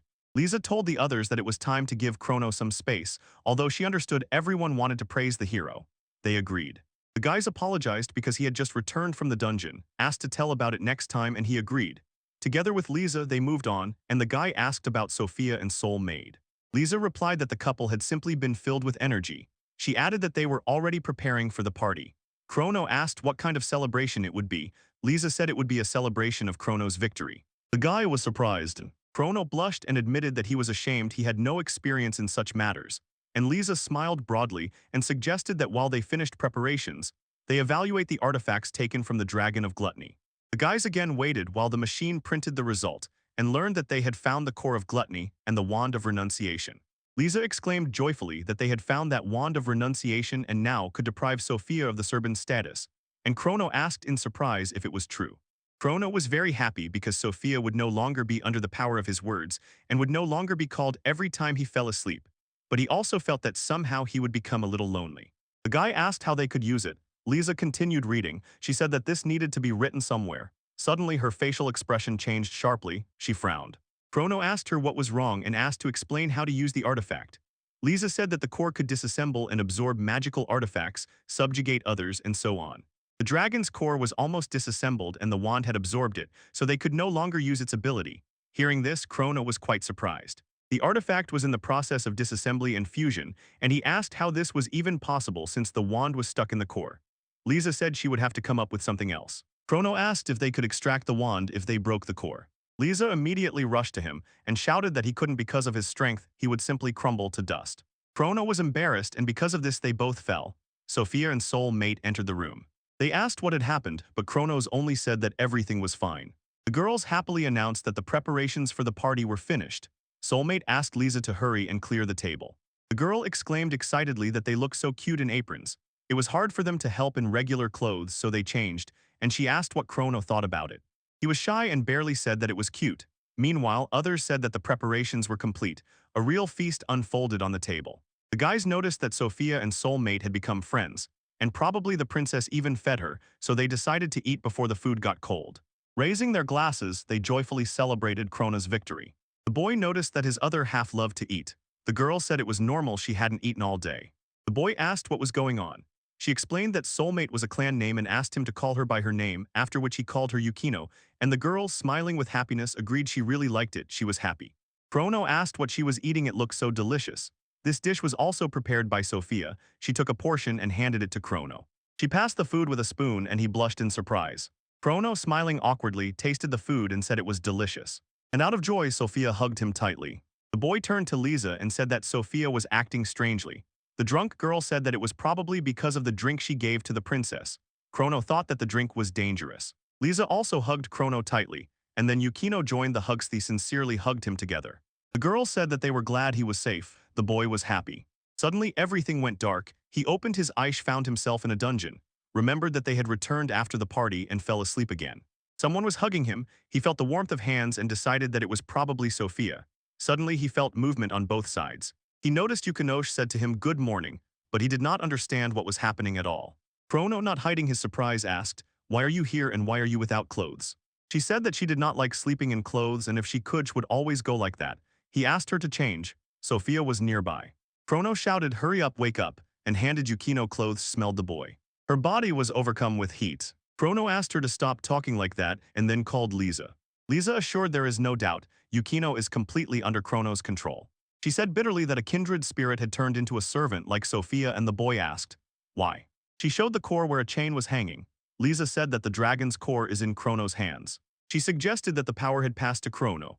She said that to cancel the contract they needed a magic wand that could dispel this power contract, but it could not be used at that moment.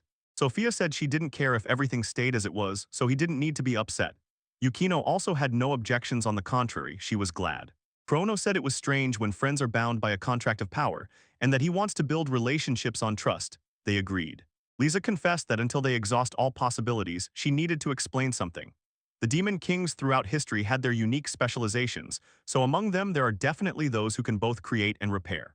Chrono said that if they continue their research, they will find a way to fix the wand. They were delighted and decided to descend into other dungeons of the demon kings to fix the wand. But for now, he wanted a bigger bed. The young people stood and cheerfully talked to each other. Ahead stood a young man, smiling and looking forward, the wind blowing his short hair and clothes, and those behind him were gently discussing something. The young man's name was Chrono, a demon who grew up in a village. He came to the Demon King's castle, to the academy where demons study, and awaited this eagerly because he dreamed of finding friends among his peers. During the class placement exam, Chrono created an unimaginable dungeon with 400 levels. It frightened not only the students, but also the teachers themselves. The youth possessed incredible strength. Chrono came from a secluded land where powerful monsters appear every day. Chrono was different from his classmates and they began to avoid him. He was lonely and could not find friends. His first friend became the vampire princess Sophia.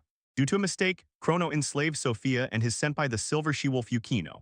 Both were bound by Chrono's chains and unquestioningly obeyed his orders, so to remove the power contract imposed on these girls, Chrono had to venture into the old dungeons of the Demon Kings to search for an artifact. Thanks to the support of the Demon King Leza, the dungeons opened before Chrono and his school life began. At the top of the ladder sat a girl with twisted horns on her head and pointed ears. She held a book in her hands and was delighted with her discovery. Someone loudly called the Demon King, looking for him.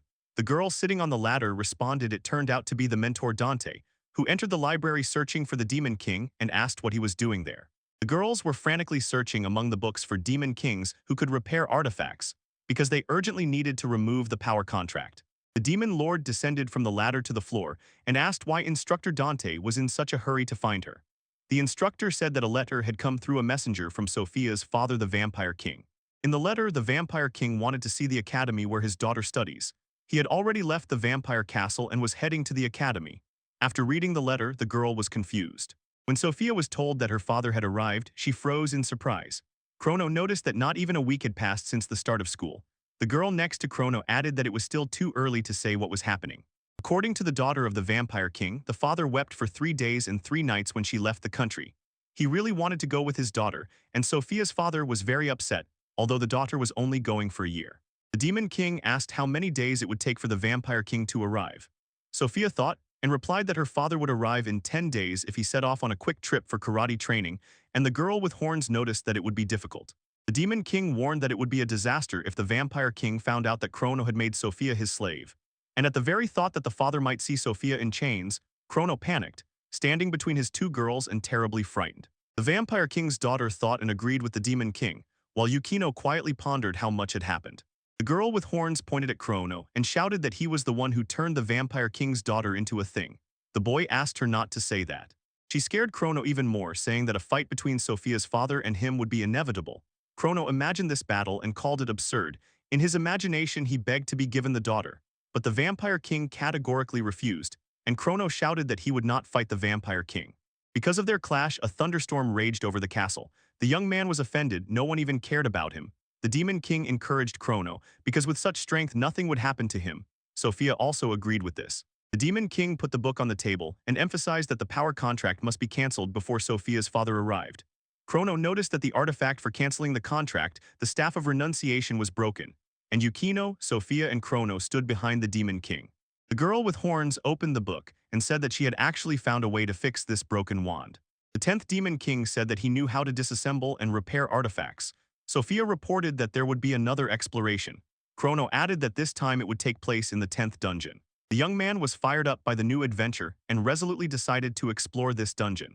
The Silver She-Wolf Yukino admitted that she had not been there yet and therefore was looking forward to this exploration. She was also very happy about the new adventure. Lisa slammed the book shut with both hands and suddenly noticed there was one big problem in the 10th dungeon. The biggest trouble was that the dungeon was too spacious. She continued that the dungeon was so huge that its end was not visible. Inside there were 3 levels. And unfortunately, Lisa added, they had not even found the stairs leading down yet. No one had ever descended into this dungeon, and exploring it could take 3 months, 6 months, or even longer. Everyone noticed and declared in unison that the dungeon was impossible to explore and there was no hope. But Lisa smiled and said that was exactly why she had called several strong helpers, and Chrono gaped at the words of the Demon King and could not understand what kind of help was meant. The boy stood with his mouth open, looking at Lisa. Yukino, Sophia, and Chrono looked questioningly at the Demon King. Suddenly smiling, Lisa called everyone to come closer to them. The girls, boys, and even the dragon knocked on the door and entered. It was the entire special class. They greeted the princess. Chrono and Yukino were very funny and smiled sweetly. One of the girls said they had heard everything, and by the door stood a whole crowd ready to help search for treasures so that Chrono could cancel the contract. Lisa said they had made good progress after the first week of classes, so she thought it would be useful to take them into her special reconnaissance. Chrono, Sophia, and Yukino froze in surprise, and Lisa continued that this time they would go in this composition. Chrono looked with surprise at the huge crowd of boys ready to descend into the dungeon. There were sharp-eared girls, a dissatisfied boy, even a dragon among them, but all looked with kind eyes. Chrono was afraid this would become a usual thing because the power contract did not affect them. And Sophia also doubted. She felt awkward at the thought that everyone would start helping them. The dragon interrupted them and calmed them. Do not worry, they are not strangers. Another girl smiled kindly and added that these were classmates they could be relied upon. Other girls supported this. They said they wanted to see Chrono's fight, and exploring the dungeon seemed interesting to them. One young man frowned and noted that he was doing this not for the boys. Then he pointed at Chrono and added that he was doing it because he was interested in the Demon King's castle. Chrono still smiled at the gloomy young man and thanked him. One of the girls noticed he was embarrassed, others picked up on it, and the young man with sharp ears and a dissatisfied face asked everyone to be quiet. The boys looked at them gently. Chrono stood before his classmates, leaning against the wall with dismantled masonry. The boys behind smiled. It piqued their curiosity, and someone was even scared. The 10th dungeon awaited them. They descended through the room and moved along a narrow corridor where the crowd began to push.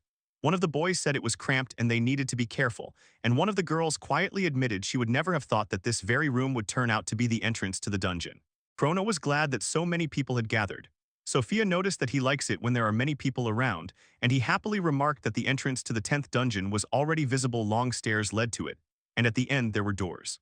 When they descended the stairs and went inside, it turned out that the crowd found themselves right in a field. Around spread the sky, mountains, trees, bushes, and rocks. The 10th dungeon turned out to be some kind of locality. One of the girls froze with amazement upon seeing the blue sky.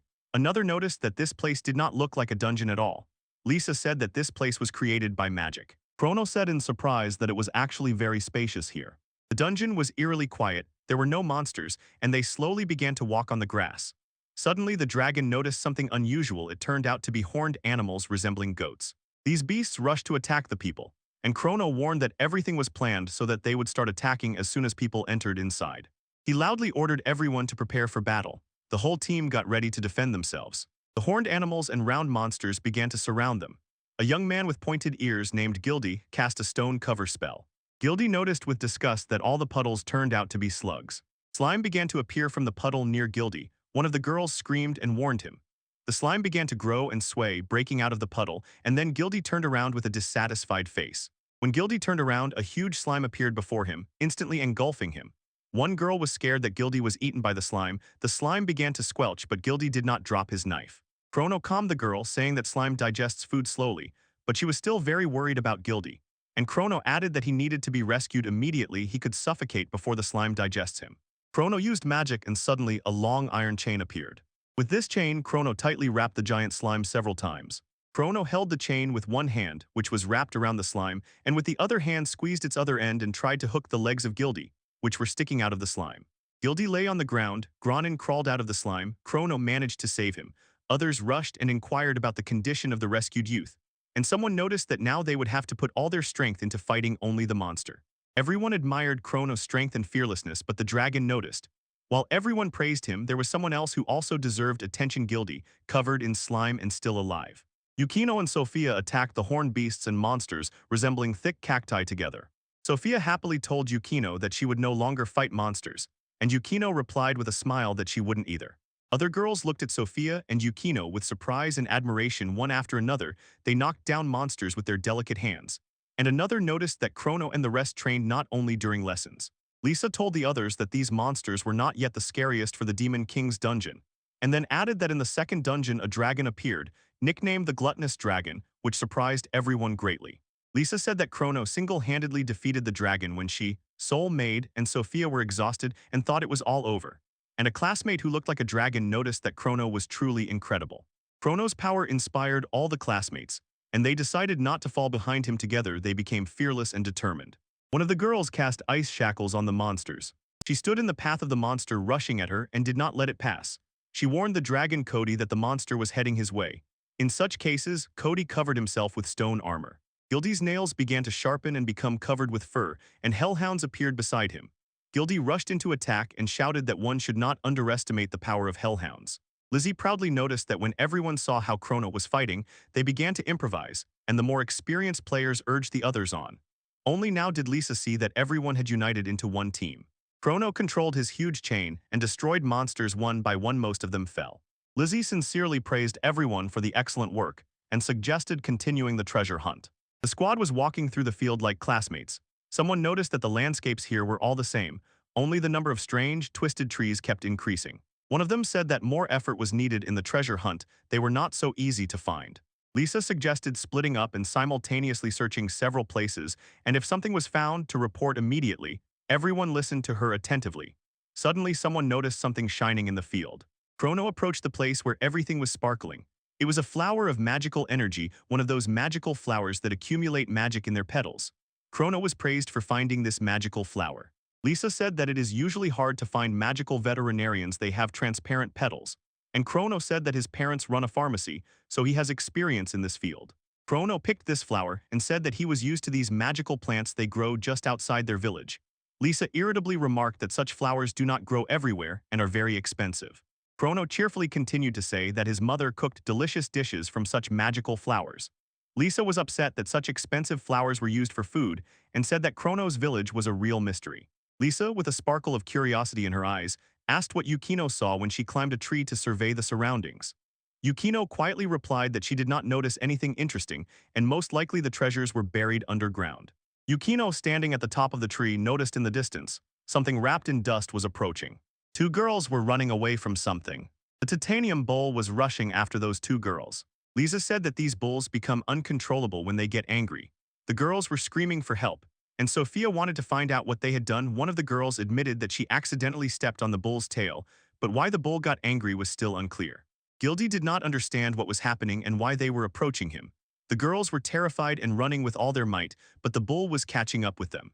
Sophia suddenly jumped up and grabbed the girls by the hands, and the bull rolled under them. Cody praised Sophia for the excellent job of rescuing the girls, and someone shouted to Chrono and warned, "The bull is running straight at him." Chrono launched his long chains and sent the bull flying. Lisa and the other girls were happy for him, and the bull rose into the sky and struck the ground with furious force. Chrono turned around and saw that the bull was lying unconscious.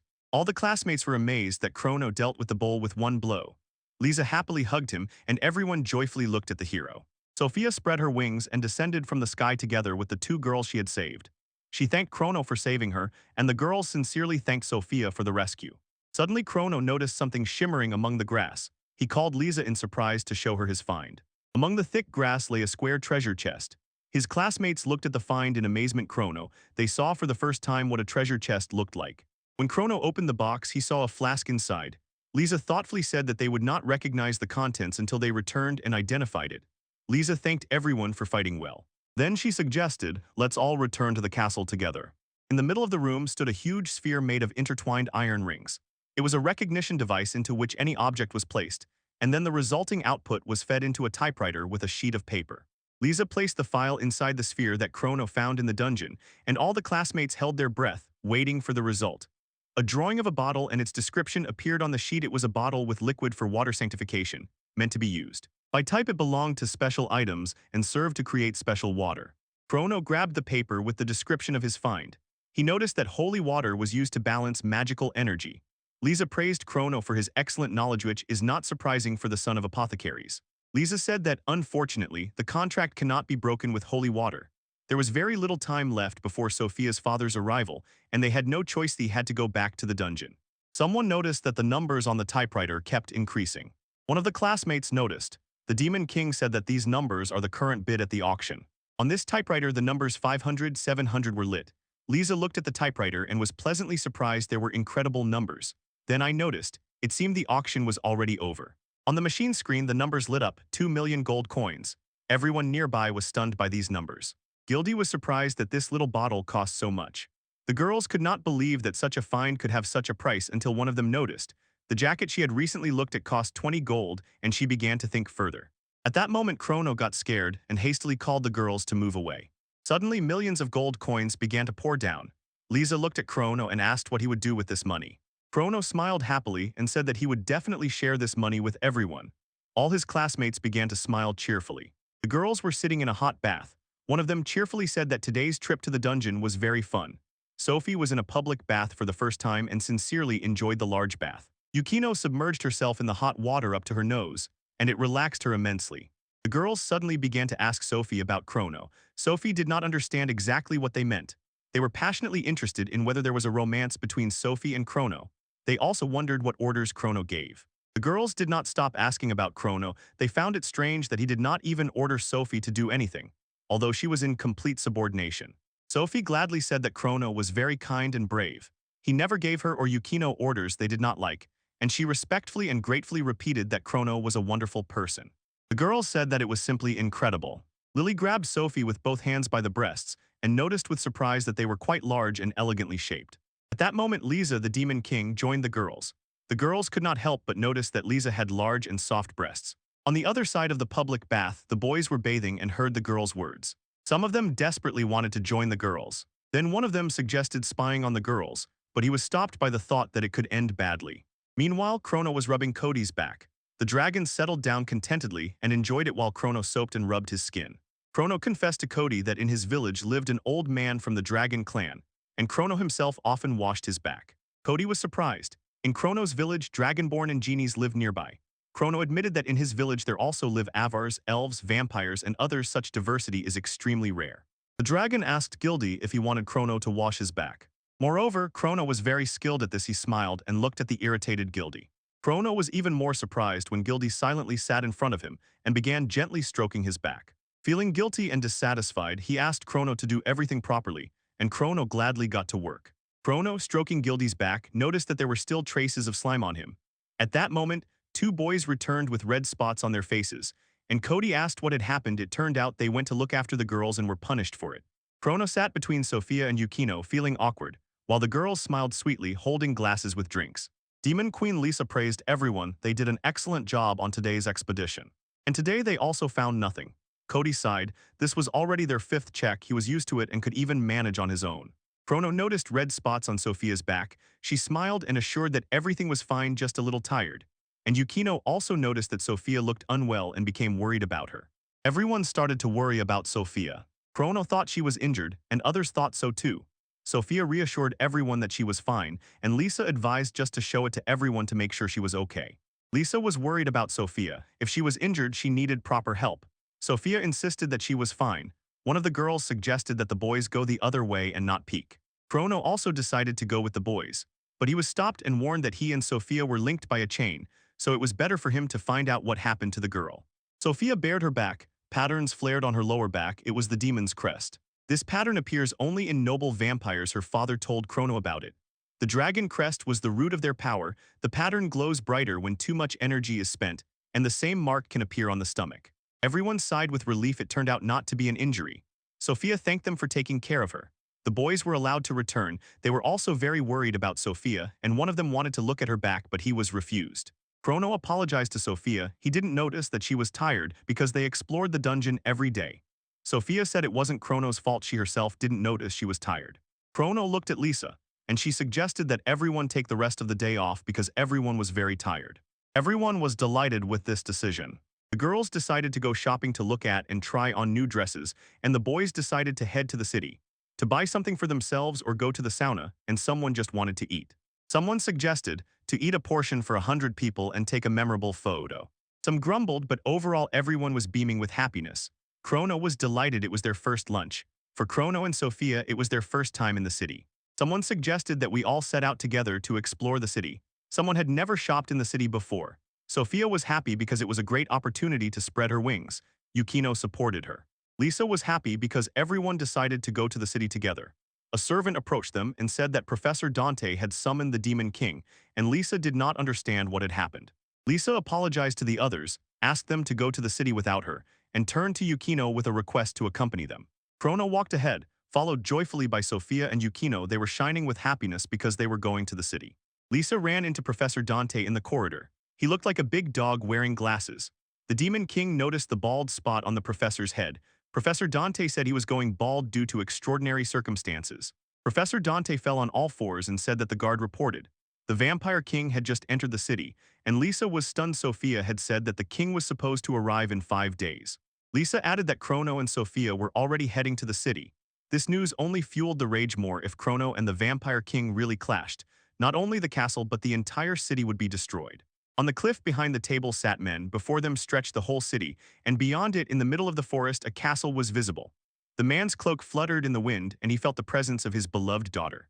The Vampire King wept because he would finally be able to meet his beloved daughter. When she left their home, every second felt like his body was being torn apart. But the Vampire King pondered near his daughter. He felt a powerful source of magic, but he could not understand who was standing next to Sophia. In the city rose beautiful large buildings. There was even a tower with a chapel. The square buzzed with people full of townsfolk and guests, and Chrono stood with his mouth agape in surprise. He wanted to try different foods, especially lots of sweets. So he ordered whiteberry with sweetberry, crispy slime with the taste of crushed mint, and soda. Chrono successfully ordered drinks for himself, Sophia, and Yukino. But suddenly a waitress approached him to clarify the order. She offered to order with ice or hot, choose portion sizes and syrups for the drinks. And when the waitress took Chrono's order, she noticed his eyes changed and thought he was dizzy. He couldn't say a word. Chrono was very nervous about the order, but Sophia calmed him down, and Yukino went to pick them up and calmly told the waiter that they wanted medium portions with ice, caramel syrup, and extra cream. Sophia, Chrono, and Yukino sat by the fountain and drank their drinks, and Chrono smiled and said that for him it was very sweet, probably the very taste of the city. Chrono was surprised for the first time to see that there were more than 3 people in line. Even the biggest city in his country wouldn't look like that. So he asked Yukino if there was some festival here. You can be sure in this city it's always like this. There's a hustle and bustle every day. There was a drinking competition at the bar, and they also sold magical books there. Then Chrono saw what the main street of the city looked like. Sophia asked if Chrono's drink was tasty and tasted it from the straw. At that moment, Chrono thought it might be an indirect kiss. Chrono saw Sophia's joyful face and thought that he had always waited for such friends with them. He was so happy. They really wanted Miss Lisa to go with them. Then Sophia suggested buying Miss Lisa a souvenir. Yukino knew a shop that Miss Lisa liked. Meanwhile, they decided to start exploring the city. When they were walking among the souvenir sellers through the shops and streets of the city, Chrono became terribly hungry. Yukino recommended one place where the food was delicious. It belonged to her friend. Yukino went inside and greeted the waitress. Her name was Mary Wild. She was Yukino's classmate and also a tall elf. Mary had heard a lot from Yukino about Sophia and Chrono, so she greeted them and was glad to see them. Chrono thought that Mary looked like a good person, but she was dressed in a maid's outfit. Chrono, Sophia, and Yukino sat at the table. They were served unusual dishes on strange plates that looked incredibly tasty. After tasting a piece, Chrono wanted to eat even more. All the dishes were incredibly delicious. Chrono loved the airy omelet and Sophia the hamburger. Mary's food was insanely popular, so Yukino really wanted Chrono and Sophia to try it too. Sophia admitted that she had heard many praises about Mary from Yukino and was already looking forward to the meeting. Yukino asked Mary not to mention anything so awkward. Mary said that Yukino spoke about Chrono as strong and brave, and about Sophia as beautiful and a good cook. Sophia noticed that Mary and Yukino got along wonderfully. Yukino did not agree with Sophia's suggestion, although Mary said that they had known each other even before they moved to this city. Countries where Yukino and Mary live are neighbors. These are lands of the High Elves, and since both of them are noble, they have met more than once. Sophia was stunned that Yukino and Mary are noble. Yukino added that, although Mary looks different, she is the daughter of an influential legislator. Sophia could not believe it. Although Mary is a noble lady, she runs a local restaurant. Everyone expected that she, like the rest of her family, would become a deputy. Mary confessed that she had to return to her country, but then ended up in the Demon King's castle and met Yukino. She was a legendary maid. Yukino was incredible. She could cook, managed all the household chores, and took care of the garden. Yukino is good at everything and most importantly proud of her work. Mary sincerely admired Yukino. Then Mary thought that the knowledge she gained from Yukino could be used to open a restaurant and give visitors a real celebration. And to honor the legendary maid, Mary wore this very outfit. Yukino added that Mary is the kind of person who makes decisions quietly and quickly. Then Yukino was very surprised by her friend's decision. Sophia inquired about Mary's parents. They want their daughter to become a politician like them. Sophia thought that choosing one's own path is incredible.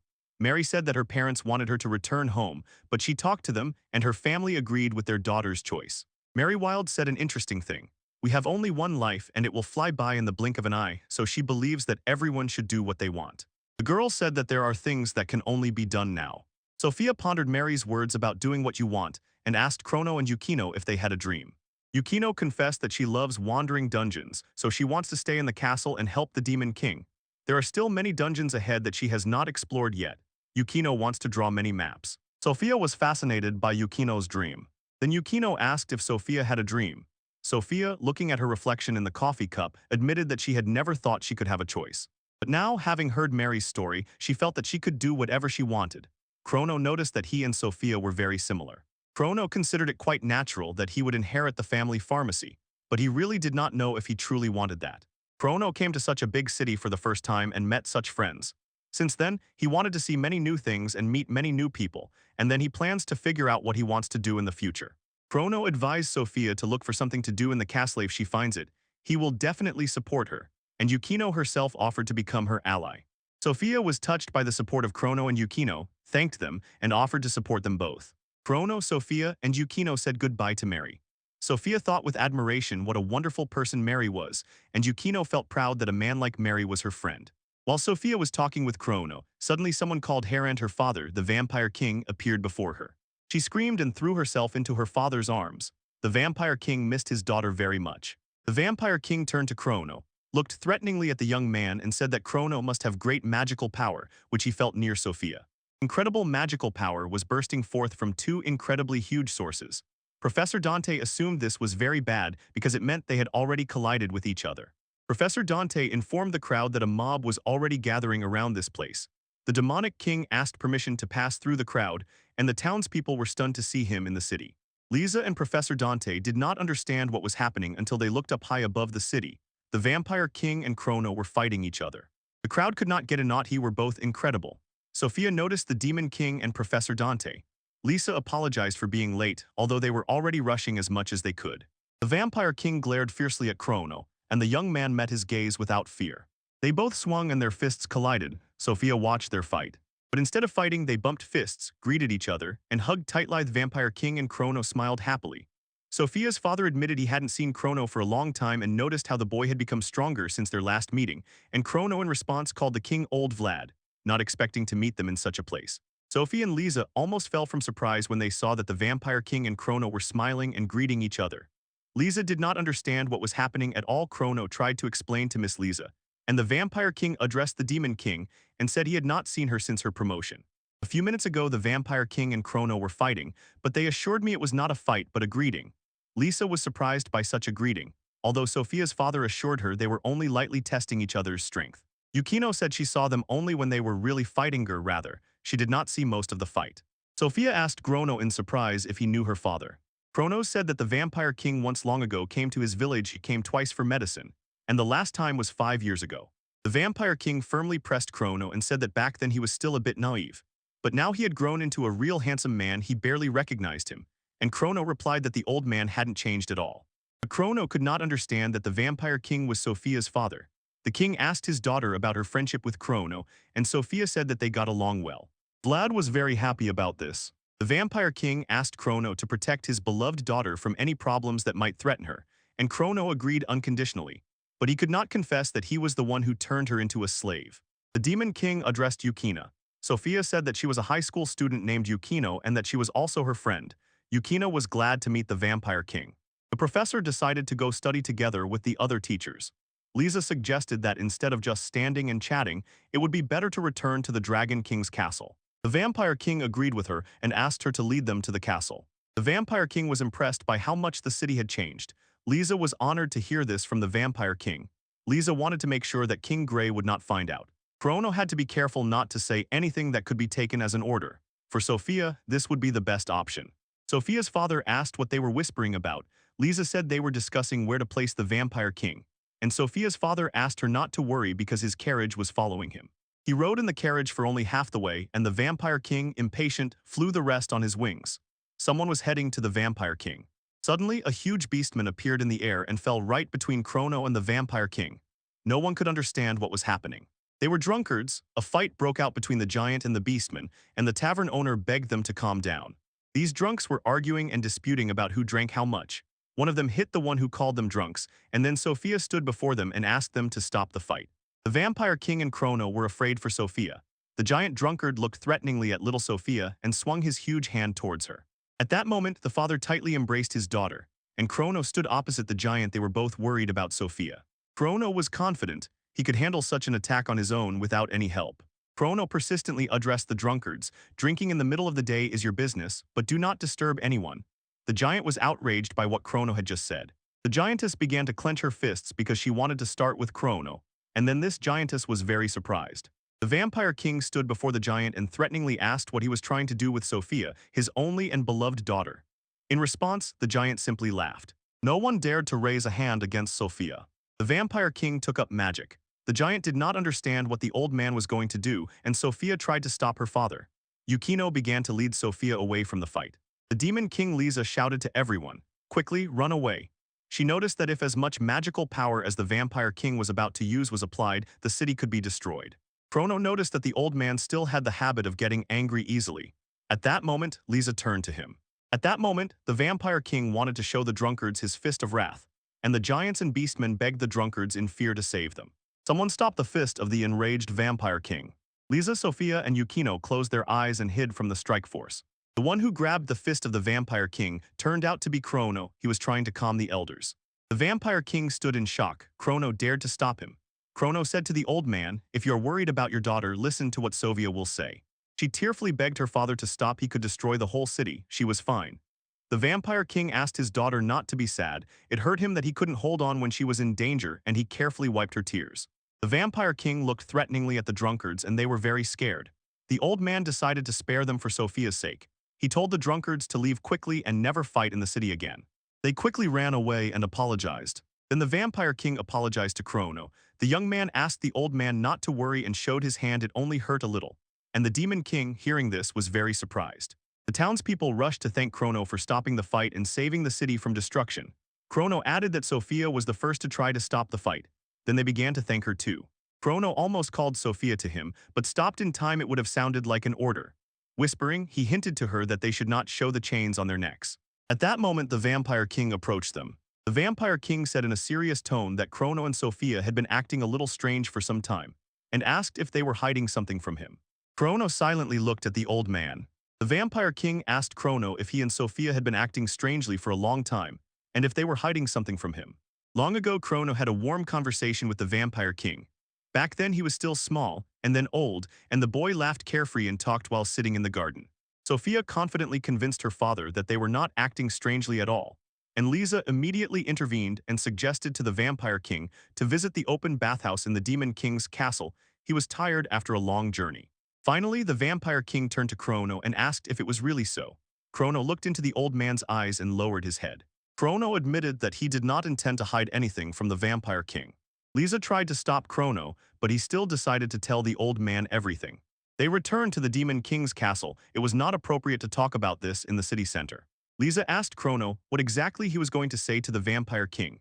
Then Sophia asked him not to tell her father about her slavery, and Yukino noticed that Chrono seemed no longer to want to hide anything.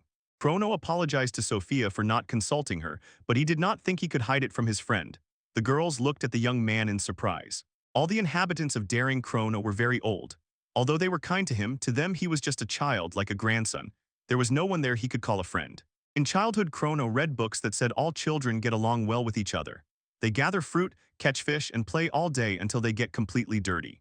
This sounded wonderful to the boy, but he had no friends. Chrono kept wondering if he would find someone who would agree to be his friend if he left the village. While little Chrono was reading and thinking about a friend, suddenly an old man came out of the bushes. That old man turned out to be the king of vampires. The king of vampires saw the boy in the clearing and thought he had found a child of the same age as his daughter in this village. Little Chrono was afraid of that old man, but the vampire king said his name was Vlad and that he came from a very distant land in search of a village. The king was upset because he found no village, and then little Chrono promised to take him to a village if he became his friend. A little boy grabbed the hand of the vampire king and pitifully begged to become friends. The vampire king looked intently into the big eyes of little Chrono, patted him on the head, and extended his hand to him. The boy looked at the old man inquisitively. The vampire king extended his hand to the boy and invited him to shake it as a sign of their friendship. The little boy gladly stretched out his hand. Then the old man asked the boy what his name was. Because he once had a romance with the vampire king, Chrono decided to tell the truth and stood his ground. Sophia decided to support Chrono. Lisa also agreed the truth must be revealed to the vampire king. And Yukino also supported Chrono's idea and added that if they have to fight, they will come up with something. The Demon King resolutely added that he could not ignore Chrono's feelings. Chrono thanked Miss Lizzie in response. Professor Dante announced that he would bring the Vampire King here. The Vampire King apologized for making them wait. Unpacking took a bit longer. Although he didn't have many things, thanked the Demon King for the large room, to which Lisa replied that she would not allow him to spend the night on the street. The Vampire King pricked up his ears and waited to hear what Chrono and Sophia would say. When the old man spoke with Chrono and Sophia, the Demon King asked Professor Dante if he had brought what she requested. The professor brought Lizzie her stick, which was swallowed by the gluttony dragon. It had been prepared in advance. Dante will place a shield at the entrance and try to minimize the damage if the Vampire King gets angry. Lisa relied on the professor and hoped that only this room would be affected. Chrono sharply turned to the old man and told him to look at something. Then Chrono called Sophia to come to him in a commanding tone. Sophia approached the Chrono and suddenly chains appeared, binding the daughter of the Vampire King to the Chrono. The old man saw these chains that wrapped around Sophia's hands and waist. Chrono sincerely apologized to the old man.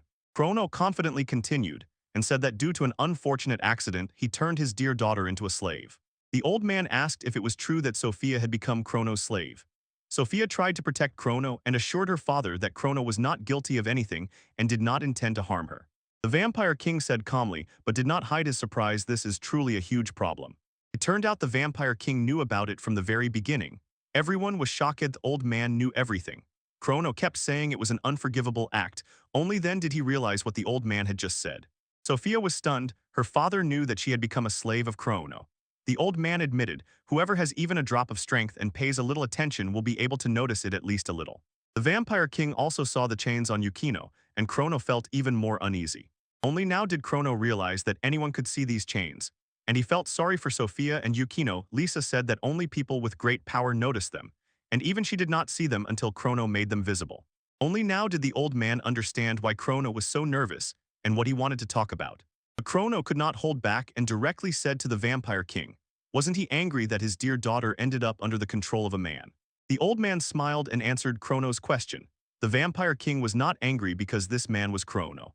Then the old man added that if he did not know this man, he would have been furious, unleashed all his power, and could even have blown up 2 mountains. The Vampire King placed his hand on Chrono's shoulder. The old man said he knew this young man well and fully trusted him.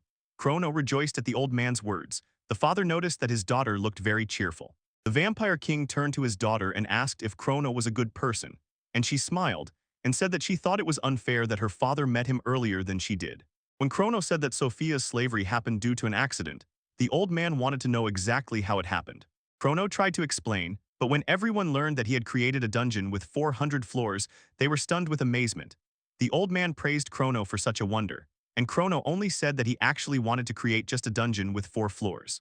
The Vampire King enthusiastically praised Chrono for having 100 floors in each of his rooms. It really looked magnificent.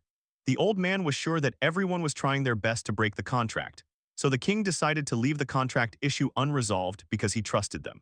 Chrono sincerely thanked the old Vlad for his trust. Sophia also thanked her father, and Lisa was happy that everything was now settled. The Demon King advised the Vampire King to rest after the exhausting journey to visit an open-air sauna. The old man thought it was a wonderful idea. He suggested that Chrono go to the sauna with them. Chrono gladly agreed. Sophia sat on the sofa and pondered something. Yukino looked at her and immediately noticed that she looked exhausted, and Sophia admitted that everything was supposedly fine just after the relief. She felt drained and needed to rest. Suddenly Chrono, Lisa, and the Vampire King sharply turned around and saw that Sophia had fainted and was lying on the floor. Everyone ran up to Sophia. The Vampire King firmly hugged his daughter who had fainted. He noticed patterns on Sophia's back. I couldn't believe it. The old man shouted that it was a demon's mark and ordered everyone to run away immediately. Sophia began to float in the air, although she was unconscious. The Vampire King warned everyone, "Be ready, it will attack."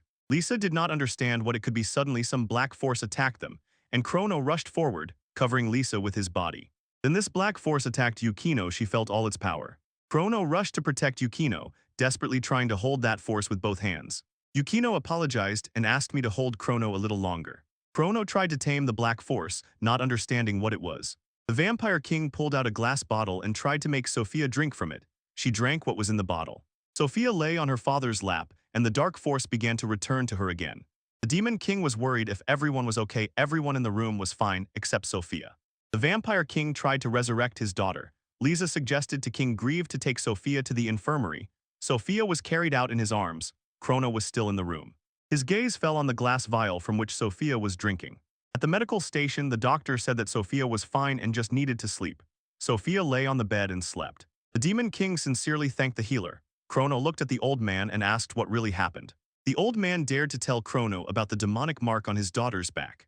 Chrono guessed it was the demon's mark on Sophia's back, and as soon as the young man understood this, the old man decided to talk to him about it. The Vampire King and his daughter are royal vampires who for many generations hid in their bodies the sources of power of the so-called demon god, and the scars on the stomach and waist are proof of this.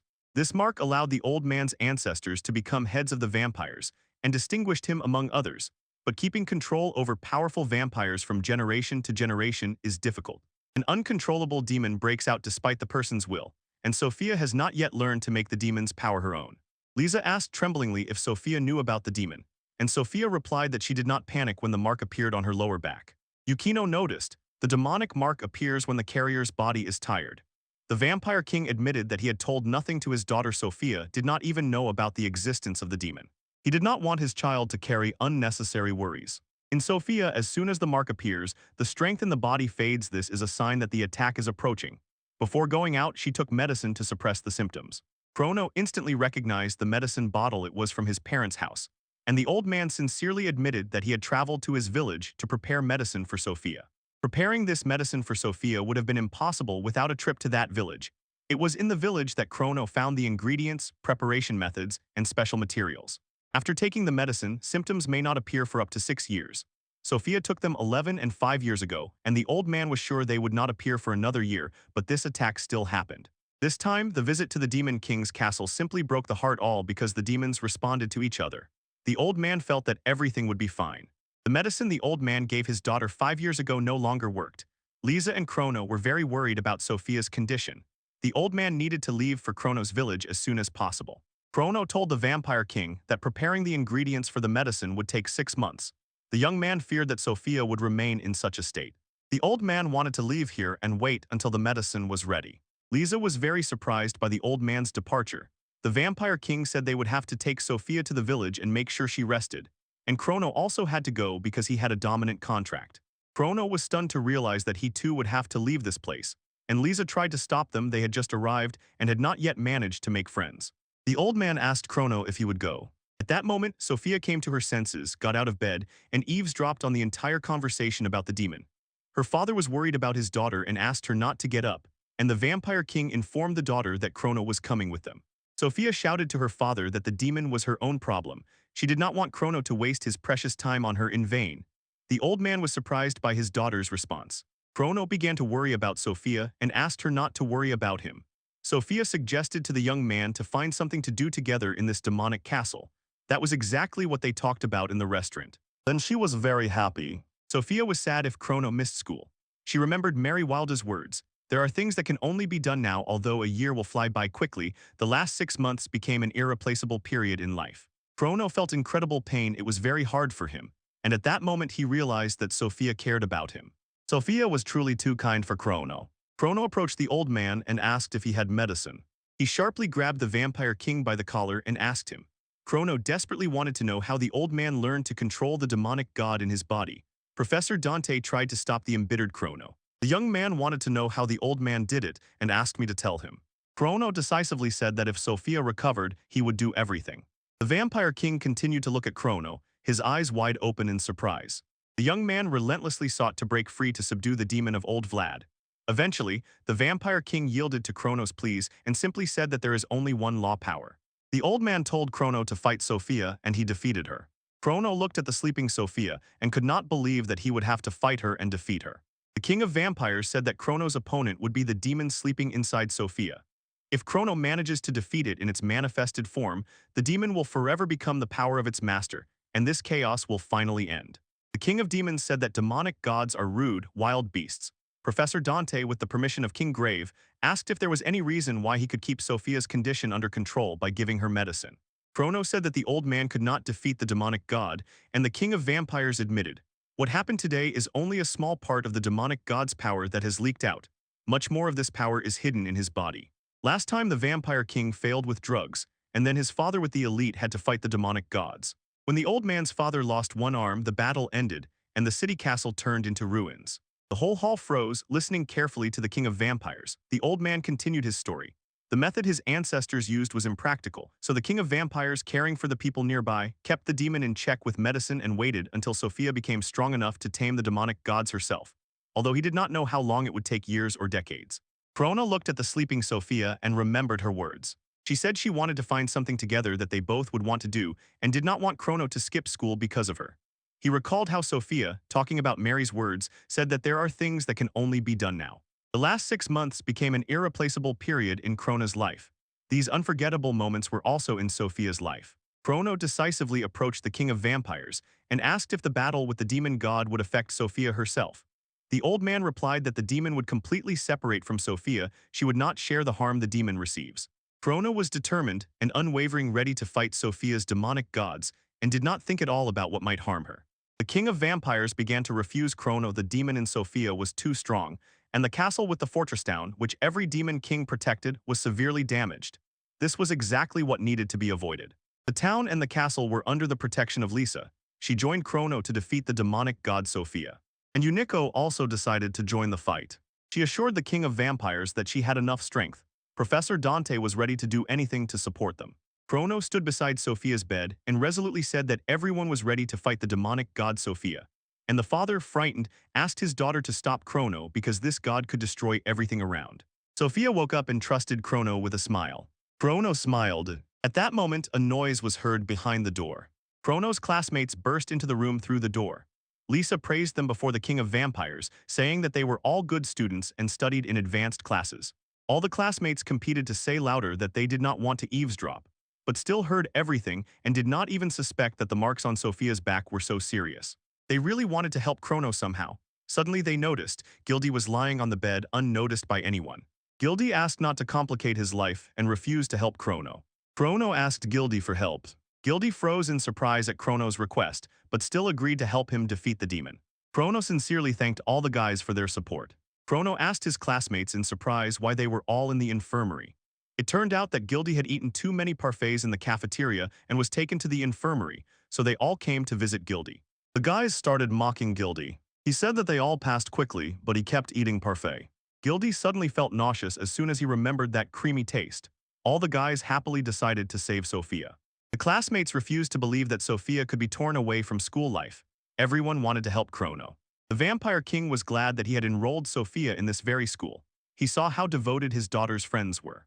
He proudly asked his daughter's classmates for help, and they all gladly agreed. The girls sat next to Sophia and loudly encouraged her. Lisa said the fight would take place in the courtyard visible through the window. The fight is expected to be even fiercer than in the dungeon. Lisa asked the boys to rest today and prepare for tomorrow's battle. The boys were ready for the fight. Lisa asked everyone to disperse and rest. Chrono stayed overnight at the medical station next to Sophia. She apologized for asking him to stay, but he was glad to be near her. She always received help from Chrono, and Sophia wanted to thank him. Chrono was already delighted. After all, Sophia was the first to speak to him during the initiation ceremony. Chrono eagerly awaited getting into the demonic castle. And finding friends there, he was afraid that after the dungeon adventure Sophia would distance herself from him. Chrono was terribly afraid that he would spend the whole year alone, so he helped Sophia. Chrono warmly thanked Sophia for her kindness. The young man noticed that Sophia blushed. He thought she was vomiting again, but the girl reassured him and said she was fine. Chrono wished Sophia good night and turned off the lamp. Millions of stars twinkled outside the window, and Sophia in response wished him sweet dreams. The Vampire King stood alone on the balcony. Suddenly Lisa approached him. She did not even suspect that King Grev was standing there, so she reassured the old man. There was no need to worry about tomorrow. They had good students in Chrono. Chrono carried the strength of a whole 100 people within him. The old man agreed with Lisa and said that this boy had incredible strength since childhood. The Vampire King said he had been to Chrono's village twice. Lisa could not get rid of the thought. Do dragons and dangerous monsters really live in the village? Does that magical herb really exist? And if it grew there, researchers from all over the world would come to the village. To such words from Lisa, the old man replied that this village was very hidden from everyone. You won't find any information or mention of it anywhere. Memories are sealed with spells there. In this village lived people who could not lose their memory. Their gazes met. There, as if by itself, a supernatural phenomenon arose. The boy Chrono may have great power, but in the village he is a simple child. The old man asked Lisa to look after Chrono. For the old man, Chrono was just a little boy who really wanted to make friends. The Vampire King promised Lisa a great celebration. When everything was over, assured her they would have a lot of fun, and Lisa agreed. Morning came. Chrono woke up first and saw Sophia was still sleeping. She looked stunning. When he was about to take off the blanket, Yukino suddenly appeared under it. She woke up and greeted Chrono. He remembered that she usually slept naked, so he asked her not to throw off the blanket. Yukino got up and came closer to Chrono, saying that she was properly dressed because she knew she would be sent to the medical station. She knew where she was, and when Chrono heard that she was really dressed, he sighed with relief. When Yukino got out from under the blanket, she was in underwear. She didn't like it either and wanted to take it off. And Chrono was very surprised and pointed out to her that she was in underwear. He became embarrassed, and blushing, he asked her to get dressed. Sleepy Sophia whispered to Yukino that she needed to change clothes. Sophia was worried that the battle would start any moment. Sophia was scared. She feared that her demon might harm everyone she loves. She did not want to hurt anyone, so she pressed close to Yukino and started crying. Yukino gently comforted Sophia. She confidently said that everyone would help Sophia, especially Chrono. They were all strong, so everything would be fine. Sophia hugged Yukino tightly and burst into tears. She believed that everything would be fine. When Chrono stepped out onto the square, they greeted him. Chrono shuddered from surprise. All the classmates had already gathered in the square. They got up early to find out about Sophia's condition. And Chrono was pestered and constantly asked about the contract. One of the boys was sure that Chrono slept with 2 girls every day. The professors began setting up shields around the castle. Chrono asked about Hilda's health. He promised that he would never eat parfait again. The boys argued about what they would eat after the battle. Some dreamed of parfait, even though it was very high in calories, while others wanted only sweet fruits. Lisa and the Vampire King approached the boys. Lisa asked all the boys to gather. She wanted to explain today's operation. First of all, it was necessary to cause as little damage to the environment during the fight as possible. So the professors immediately enveloped the courtyard with protective magic. As soon as the protective wall is ready, they will rush into battle with the demon. The Vampire King was confident that when the power of the demonic god flares up, the god of Sophia will be able to use his power and reveal himself. The half-blood can use all the power that her vampires have, creating wings, enhancing physical abilities, the ability to split, regulate, and suck blood. The old man warned that the demons would have to fight a hellish battle, and it would not be easy. The Vampire King said he would help them, but not here. Classmates will rush into battle with the vampires. Although they are the most powerful of their kind, they cannot relax. The main clash will unfold between the old demon god and Chrono. Chrono prepared his chains and got ready for battle. Chrono asked the old man for advice on how to defeat the demon god.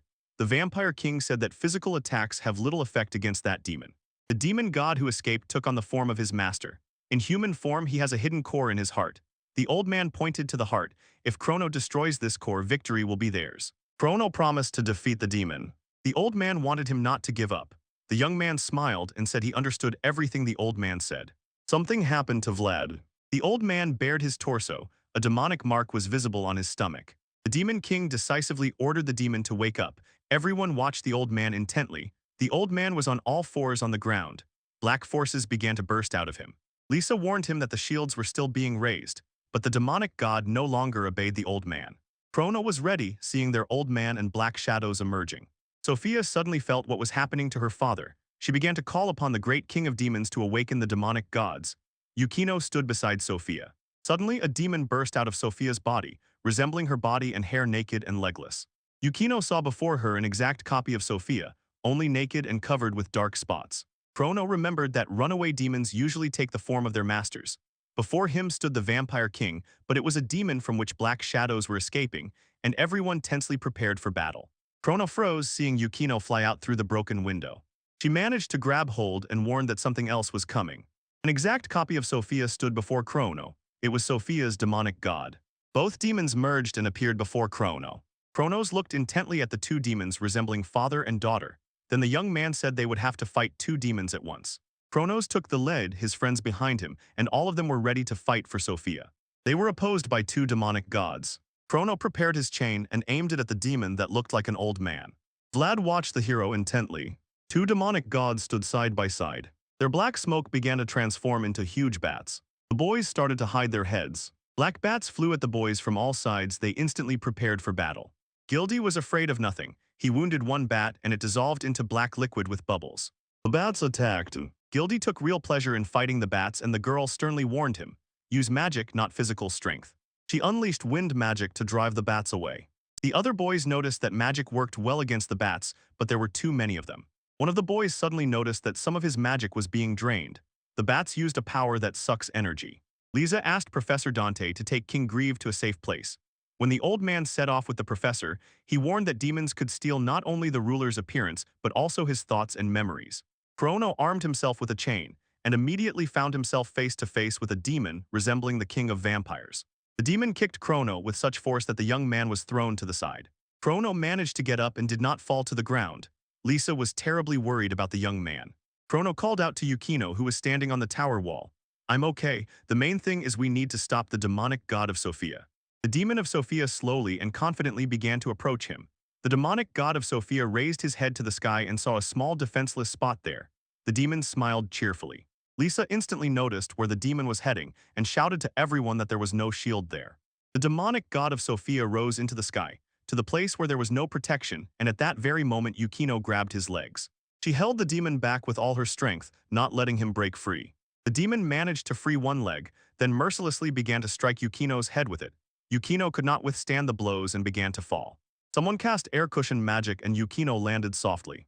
Lisa managed to save Yukino from the hard fall. She could not let go of the injured Yukino. The girls watched as the demon flew toward the open defense zone.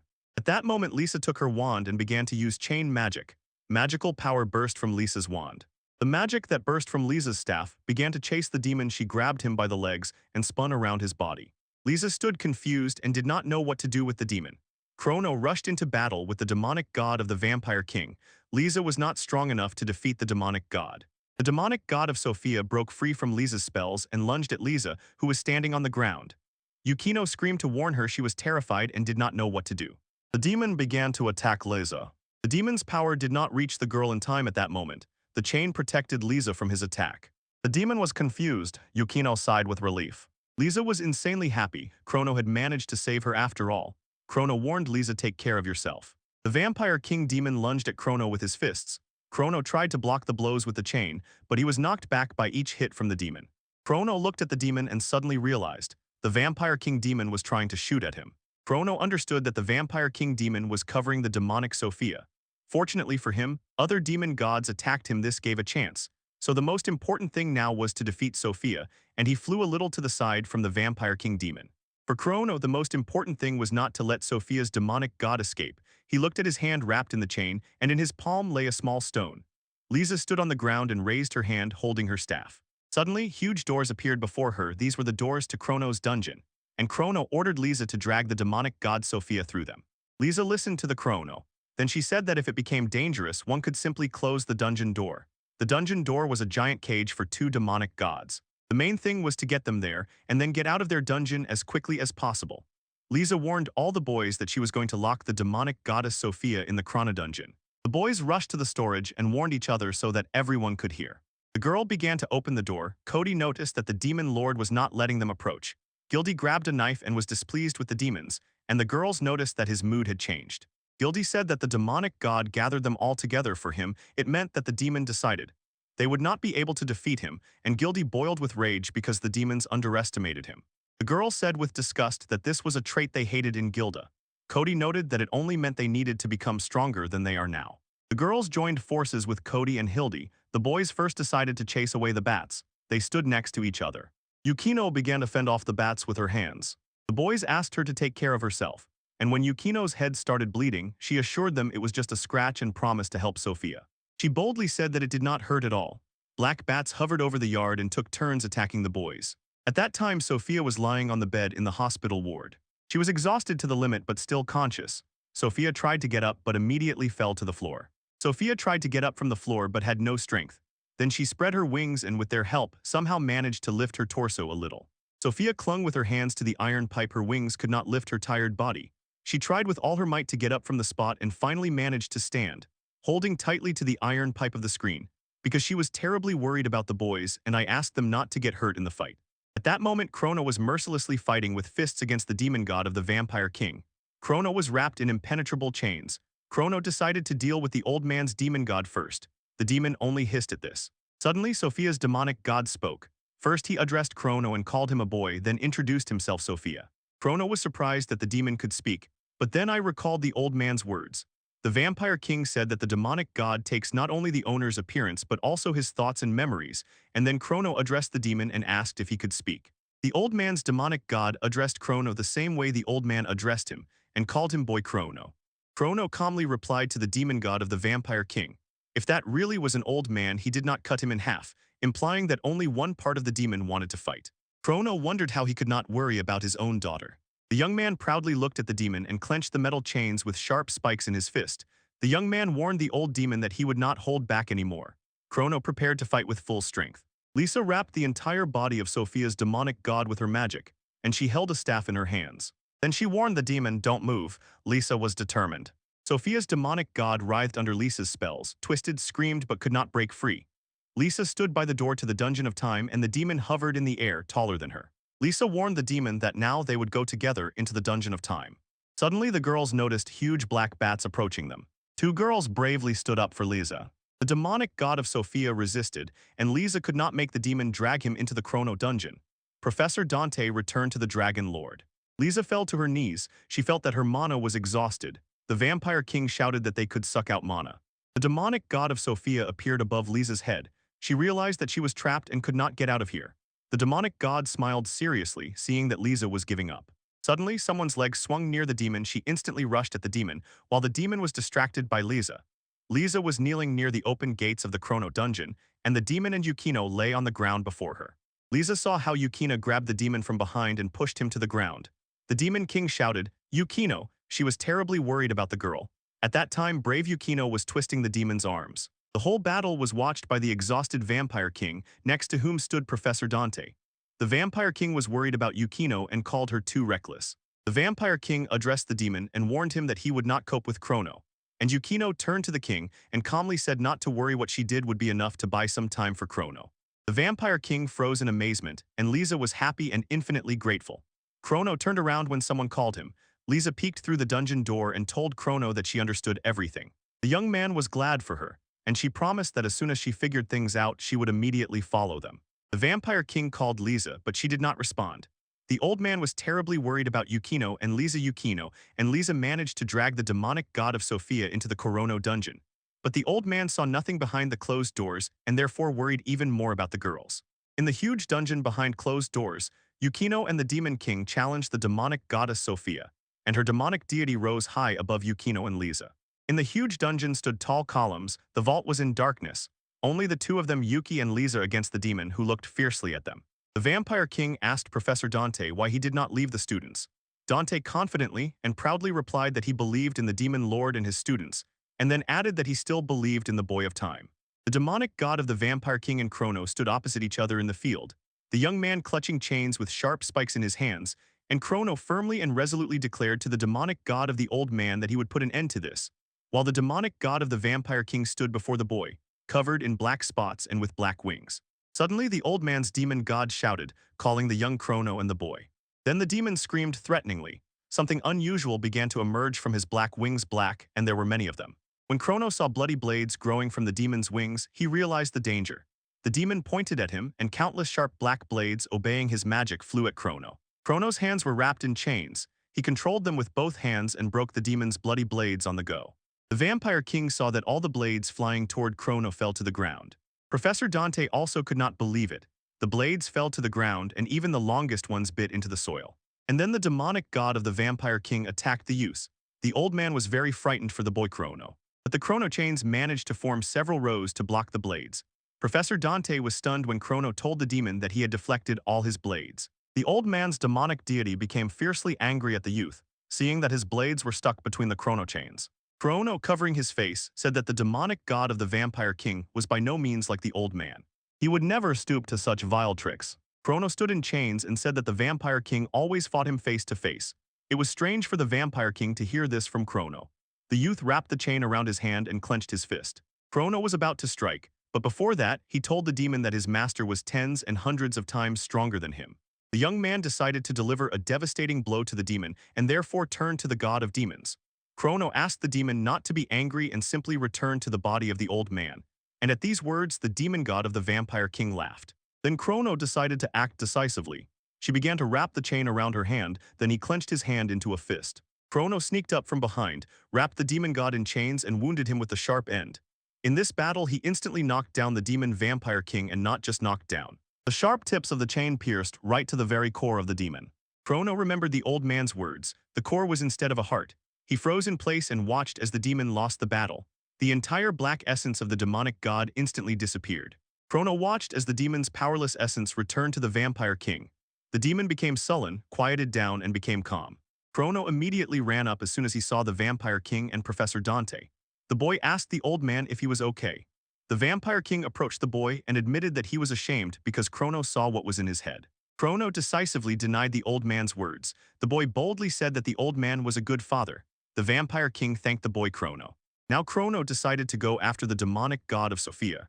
The old man wanted to go with the young man into the dungeon, but suddenly he got a headache. The Vampire King began to be comforted. Some boys decided to stay and deal with the Vampire King, while the girls wanted to go with Chrono. Gildy White declared that he would handle this demon faster. Chrono. Professor Dante said that demonic bats still hover on the streets. One of the boys said that he destroyed them all to the last one. The professor thought that he was trained every day in the dungeon under the sign of the dragon, and this young man just waved his hand. In front of the door, right in front of all the boys, stood Chrono. Everyone was ready to enter the Chrono dungeon. All the boys were ready to fight the demonic god of Sophia. When Chrono stood by the dungeon door, he heard knocks. She herself could not understand what exactly knocks was, but Chrono knew for sure. Behind the door was knocks. When Chrono entered the dungeon, a huge abyss suddenly opened before him. He could not comprehend what had happened here. The boys went into the dungeon following Chrono and saw a huge hole in the floor right in front of them. Everyone eagerly wanted to know where Lisa and Yukino were. A rope hangs from the ceiling from the debris of the pit, held by 3 heroes. One of them asks if it is not too high here. Someone replies that the Chrono dungeon is a real nuisance. You have to suffer so much just to descend 1 level. Somewhere else, another girl says in surprise that she does not understand how this dungeon can have 400 floors. And suddenly someone from the team draws everyone's attention to the surrounding ruins. He says that they probably fought hard here, and someone adds, "We are just following the tracks." Meanwhile, Archon Chrono tells his comrades that they need to hurry very much. Walking forward and leading the team, the main hero remembered standing on the edge of the abyss and wondering where Lisa and Yukino were. Standing before the pit, one of the heroes asks if this destruction is the work of the demonic god of the princess, and the observers are stunned by how destructive this power is. The heroes hear sounds from below, just decide to descend, and suddenly a man appears in the door, stopping their attempt. The vampire says that the demonic god of Sophia has cornered them, and is using this dungeon against them. The whole team is shocked. The explanation says that the Devil's Strike is an extremely destructive ability that only those compatible with the demon god can possess. And as the explanation hints, the demon god Sophia can quite possibly use this terrifying power. The hero runs these words through his mind. As soon as the entire body of the demonic god starts glowing red, you need to run as far away from it as possible. The main hero thinks that Lizzie and Yukino need to be more careful until they reach them. Dante and the vampire who spoke with the heroes stand before the door. The vampire's face is now too pensive. At that moment, the girls approach them. They turn to Professor Dante, and he in response asks the visitors where the barrier is. The newcomers reply that the barrier is activated and has completely covered the entire courtyard. They say that even with the power of the demonic god, he can be easily destroyed. They say that Chrono has a dungeon, otherwise everything would be very bad. The vampire asks Dante if Sophia is alright. Dante turns to King Grave and says he doesn't need to do this. And at that very moment, Sophia comes out of the dungeon, shocking her father. She tries to tell him something about Chrono and the boys, but her father interrupts and tells Sophia that he will immediately follow the demonic god to Chrono's boys' dungeon. Sophia insists that she will go too, but King Grave tries to stop his daughter, saying that she can barely stand on her feet. To her father's strong anxiety, Sophia said that she doesn't want to just sit. Herathi are all fighting there, and Usuna looked at her in surprise. King Grave tells Sophia that she has very little mana right now, so even if she goes out in this state, she will only slow everyone down. Sophia understands his words, but she is still sad. And in a moment, the father extends his last mana to Sophia, apologizing and telling his daughter that he has nothing more, but this should be enough for her to spread her wings. And when Sophia looks at him with eyes full of gratitude, the father gently tells her that it is time to go. Sophia deeply bows to her father at the waist as a sign of gratitude, and the father responds to her with a gentle smile. As soon as Sophia disappeared behind the dungeon gates, King Greve fell from lack of strength, but Professor Dante managed to grab the vampire. He ordered one of the students to bring a stretcher and, looking at the vampire's face, muttered that they were all very careless. Then, throwing his head back, Professor Dante addressed the mistress of demons and asked if she was okay, while at the same time somewhere in the dungeon, two girls are running away, and another is flying after them. She hits the wall so hard that it collapses into large fragments that block the escapee's path. Amid cries of warning, the girls continued to run, and at that moment the demon queen Lisa thought she had to do everything possible. And immediately after this thought, the girl flying behind sharply swung something like a whip right in front of those running. Why do both girls fall? When Yukina comes to, she sees that her friend is unconscious. She tries to bring the demon king out of his state of oblivion, calls the heroine by name, but she does not wake up. So you can cover her from the threat flying behind them. Exchanging dissatisfied looks full of mutual contempt, the girls begin to fight each other. After several attacks, Yukino gets up. It is very hard for her. Her strikes do not reach the enemy, but she throws herself into battle again because she understands. She simply cannot lose to the opponent. But after a barrage of her strongest attacks, the enemy suddenly struck a powerful cutting blow to the lower body of the heroine, and this threw Yukino back. Semi-conscious, the girl feels as if her whole body is burning with pain and her attacks have no effect. But suddenly Yukino remembers that she promised Sophia she would do it, and at that moment hears Lisa's barely audible voice calling her name. Yukino keeps thinking that she wants to do everything possible for Sophia. She briefly immerses herself in memories where she hugs Sophia and tells her she is just glad she is okay. But the enemy's blow brings Yukino back to reality. She manages to parry the attack to the great surprise of the opponent. With the sword of her spirit, Yukino finally understood what she must fight for to return Sophia's freedom. Yukino easily dodges her enemy's attacks, and after a series of heavy jumps, the heroine epically delivers a powerful blow to the opponent. Yukino tells her rival that she finally did it, but the latter suddenly screams piercingly, and Yukino jumps back from the enemy by several meters. But the distance was not enough, and the stunned girl falls unconscious onto the cold dungeon floor, which terribly frightens Lisa. All this time the enemy continues her piercing scream, saying she did not come for some Saruna. And while her screams continue, she starts wildly throwing herself around. Meanwhile, Lisa holds Yukino in her arms and asks her enemy why she is doing all this. But the opponent is in strange agony and continues to strike everything around. Suddenly, a piece of the wall breaks off and falls on the girls, and Lisa instantly realizes she and Yukino are in a hopeless and very dangerous situation. The demon queen raises an air barrier, but at the last moment realizes that her mana has completely run out, and the wall fragment is already very close. But suddenly, the heroine understands that the dungeon begins to quickly restore itself. Huge wall fragments return to their places, and Lisa slowly realizes what is happening. Archon Chrono, together with his comrades, arrived to rescue the girls, and long chains extended from his hands. The attacker was instantly surrounded and bombarded with a hail of powerful blows. She was shackled in double ice chains, and then everyone rushed at her together. Archon Chrono, anxiously running up to the rescued girls, asks the heroines if they are okay. Lisa replies to the main hero that he has incredible control over the dungeon and sincerely thanks him for the help. Lisa tells the main hero that while they were waiting for him in the dungeon, it felt as if they were being torn to pieces, and Chrono seriously asks the girls not to be so reckless. But a moment later, Gildy Agni calls Chrono, calling him a guru. When the main hero turns around, a terrible scene appears before him. Each of his comrades lies almost unconscious. And the girl who had previously attacked Lisa and Yukino stood unharmed but fiercely angry about what was happening to her. Chrono became even more serious. With chains coiling around his arms, the main hero says he will not allow the personality of the demonic goddess Sophia to become even more uncontrollable because Sophia will be upset. Chrono says he will immediately put an end to what is happening here. At that very moment, the girl begins to make strange sounds, preparing for her next stormy attack. She swings and slightly wounds Chrono on the cheek, but he is so focused that he does not even pay attention to it, and in the next second he strikes his opponent hard. But to Lisa's misfortune, nothing happened. The main hero's fist did not even move the attacker from her place, and she became terribly angry, starting to shout names. Duitsumo Kaitsumo Chrono Saruna. The main hero jumped back a few meters and asked if what was happening was exactly what the old man had told him about. He remembers his words, "If the body of the demonic god turns red, you must run as far away as possible." Everyone hurriedly tries to gather themselves to leave this place as soon as possible, and Lisa realizes with surprise that she would never have thought anyone could withstand Chrono's blow.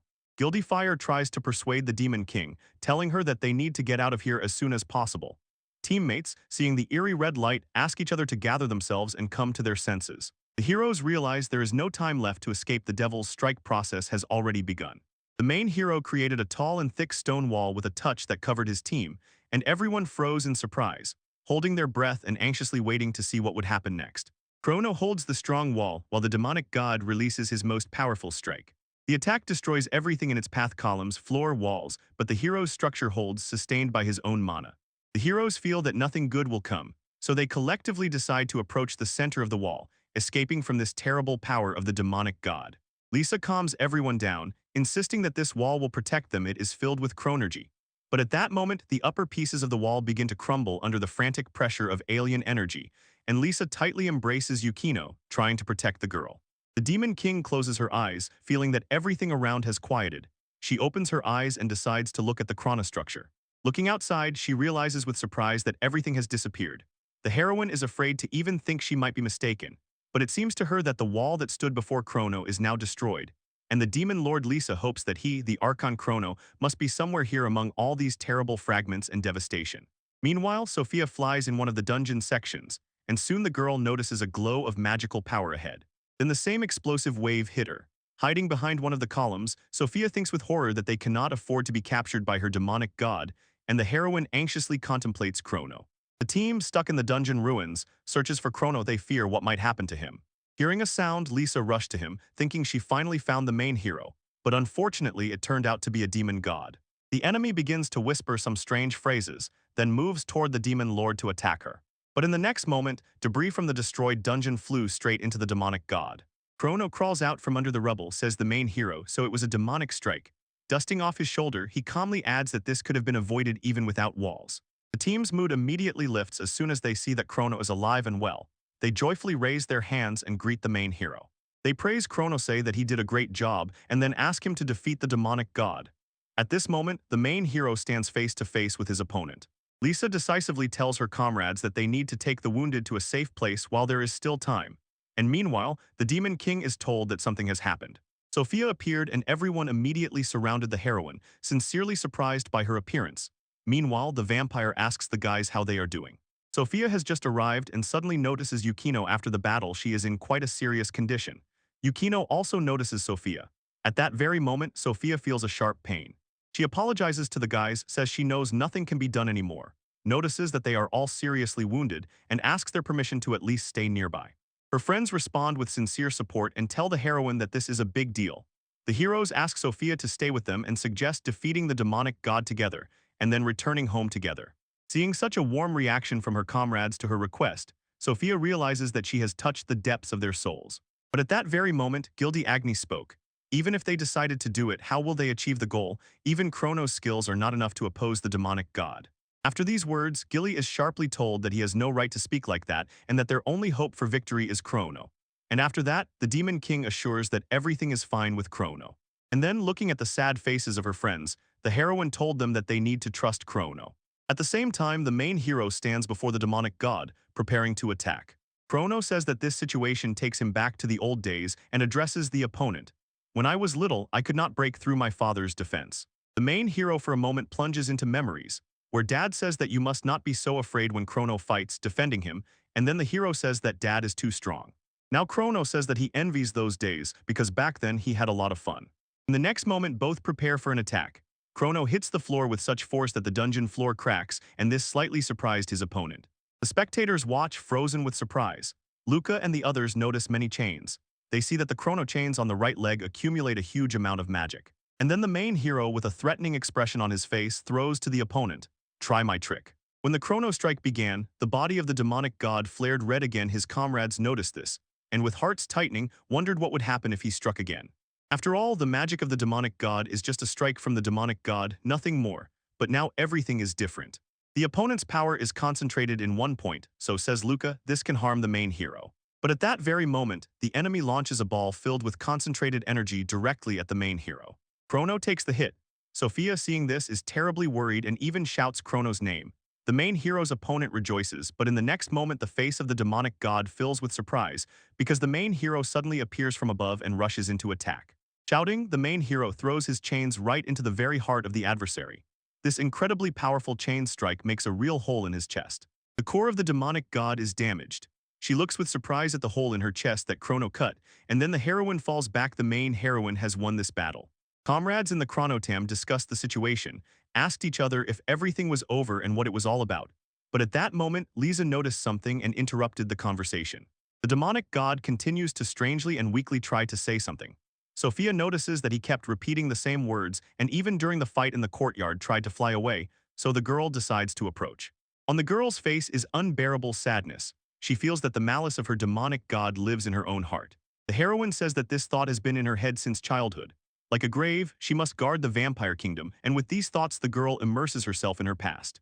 Sophia recalls a conversation with her father when she was very little. He asked if she would always be with him, and the daughter answered yes. The girl sweetly told King Grave that she would become as great a vampire as her father and mother. She says that together with her father she will make this country great again.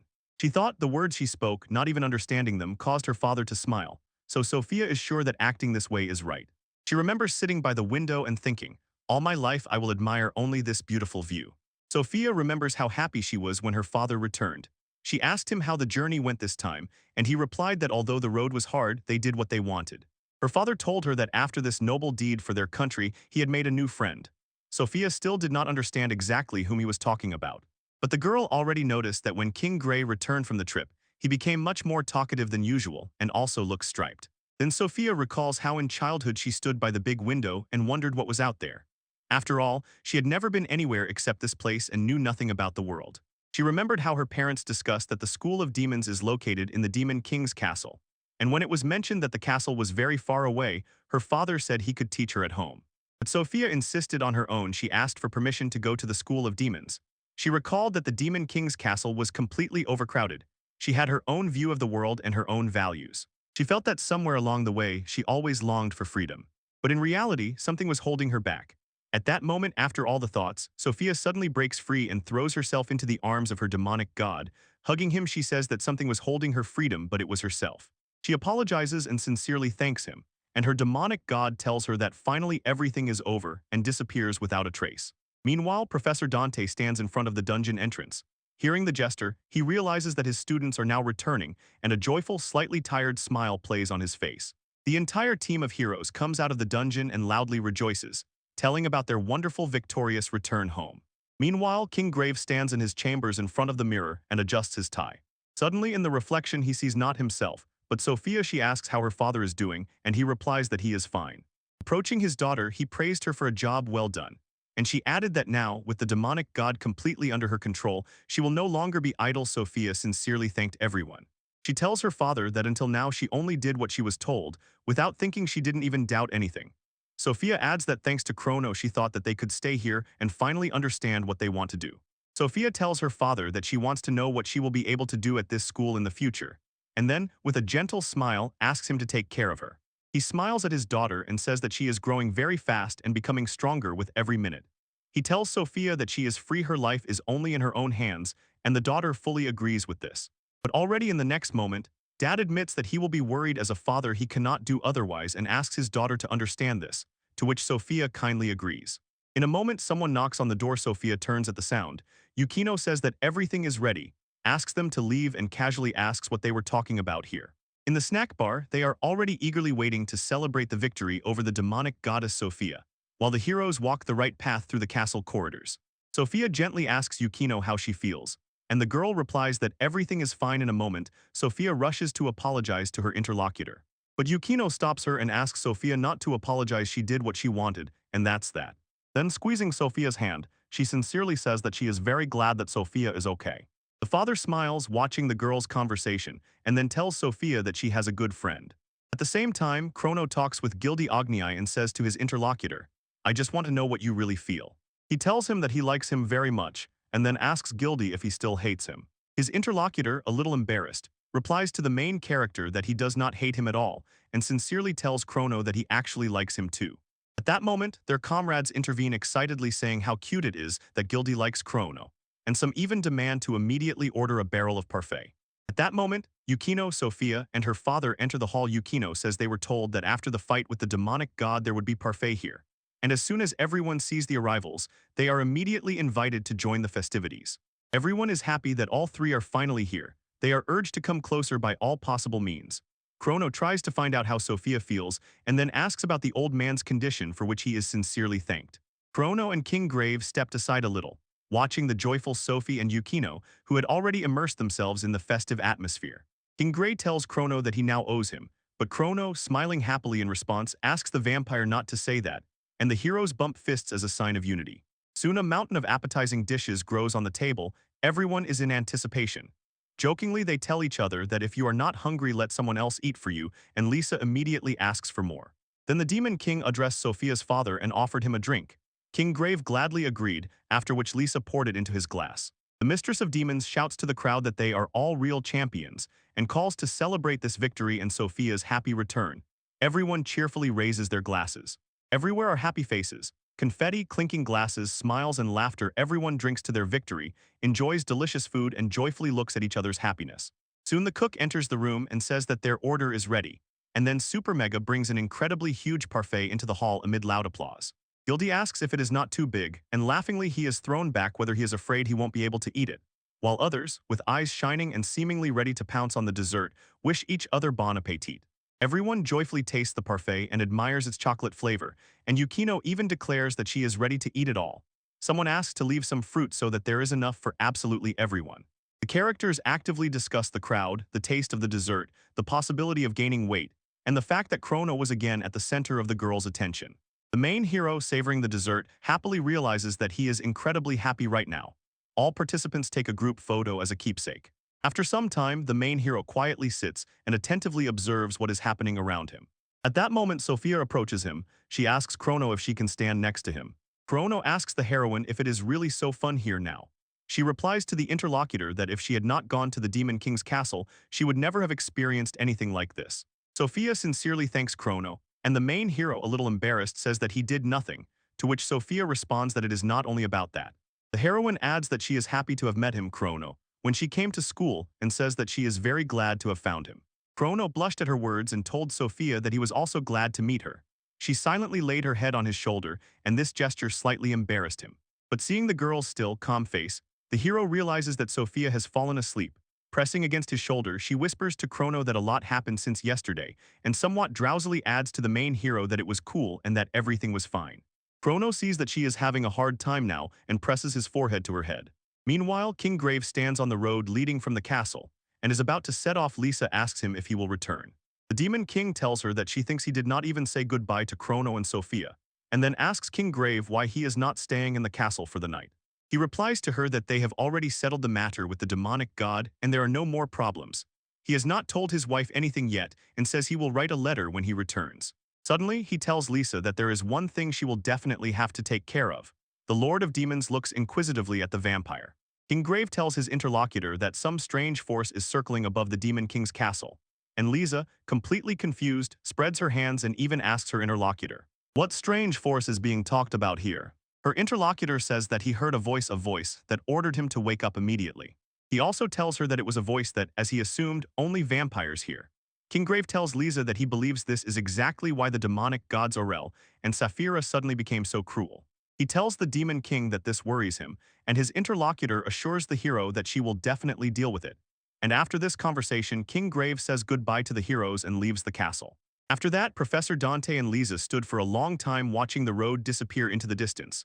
Then they set off, and the Demon King jokingly called the professor back to drink with her. Dante responded reluctantly. The main hero is sleeping sweetly in his bed. In a half-dream, he is immersed in pleasant sensations and knows for sure. He absolutely does not want to wake up and get up. He convinced himself that he definitely heard from Lisa. She said she was taking a day off. But after all these thoughts, the hero suddenly woke up from some unexpected feeling and opening his eyes noticed someone. It is Sophia, a girl who is lightly hovering over the main hero. Chrono is completely confused and calls the heroine by name. But the girl does not respond to his words at all, and Chrono wonders if this is because of some demonic god. He notices that Sophia's face is somehow empty, and thinking it over decides that maybe now is not the best time. But already the next second Sophia does something strange. The girl calls him a cute puppy and then hugs him with all her heart, with a tender expression on her face. Why does the main hero decide that she, Sophia, is just sleepwalking and convinces himself that he just needs to leave? But the very next moment everything changes. Yukino hugs him from behind. Chrono realizes that this girl is also sleepwalking. The heroine tries to bite him and calls him sweet chicken. And to Chrono's "I'm not food," Yukino only says that she will not let him go. Distracted by what happened, the main character accidentally grabbed Sophia and immediately blushed from embarrassment. From uncontrollable embarrassment, Chrono loudly apologizes. Why do both girls wake up and greet the main character? After some time, the heroines notice that Chrono is sitting on his lap and ask the main character what is going on. To this, Chrono, addressing the interlocutors by name, seriously and embarrassedly tells them that they urgently need to buy a new big bed. Sophia and Yukino tell him that they are fine, and the hero thinks maybe they really have no problems, while he himself wakes up every morning as if having a heart attack. After some time, they wander the city, and strange speech reaches Chrono's ears. He turns around and asks what is happening there, but Yukino and Sophia distract him, calling him to them. The heroes stand in front of the best furniture store in the city, a place called Bird's Nest. Sophia smiled how sweet it was, and Chrono froze in silence, seeing a very tiny house in front of him. Chrono, somewhat skeptically, says to Yukino, "Although you are leading us, it is hard for me to believe that such a small store can have a big bed." And the interlocutor assures the main character that everything is fine. He will understand this when he enters the store. Chrono really froze with surprise as soon as they entered this furniture store. Various interior items and furniture were flying all over. And despite the store seeming very small, it miraculously contains an incredible amount of things. Yukino says that this store is actually a dungeon and that it expands by magic. When he passes by a rose, Chrono suddenly realizes he doesn't even know where to start. At that very moment, a rabbit in a top hat runs up to them and sincerely thanks the heroes for waiting. He asks Chrono what he will be looking for in the shop today, and the hero is so happy about the shop owner's appearance that he seems to exhale and relax. The main hero admitted that he wants to find a bigger bed. The rabbit smiled, said he understood, and showed him the bed section. The shop owner asks Chrono if he is a student, and upon hearing the affirmative answer, the rabbit says to the main hero, "Then, probably, you have a lot of things to do and you are always very busy." The rabbit points Chrono to one of the small beds and tells him that it is a sturdy, inexpensive product and also very popular among students. The main heroine asks the owner if he has a bigger bed, to which he responds by asking if she is already too big for it. Chrono asks the rabbit if there is something safe on which the three of them could sleep, pointing at Sophia and Yukino, and the rabbit is so stunned that he gapes. How can the hero sleep with two at once? Irritated, thinking that the young student before him is too bold, the rabbit grumbled to Chrono that this bed is, unfortunately, the biggest, and the main hero replied that in such a situation they have problems. But in the next moment the rabbit says to Chrono, if he is ready to pay a little extra for the bed, then he has something special.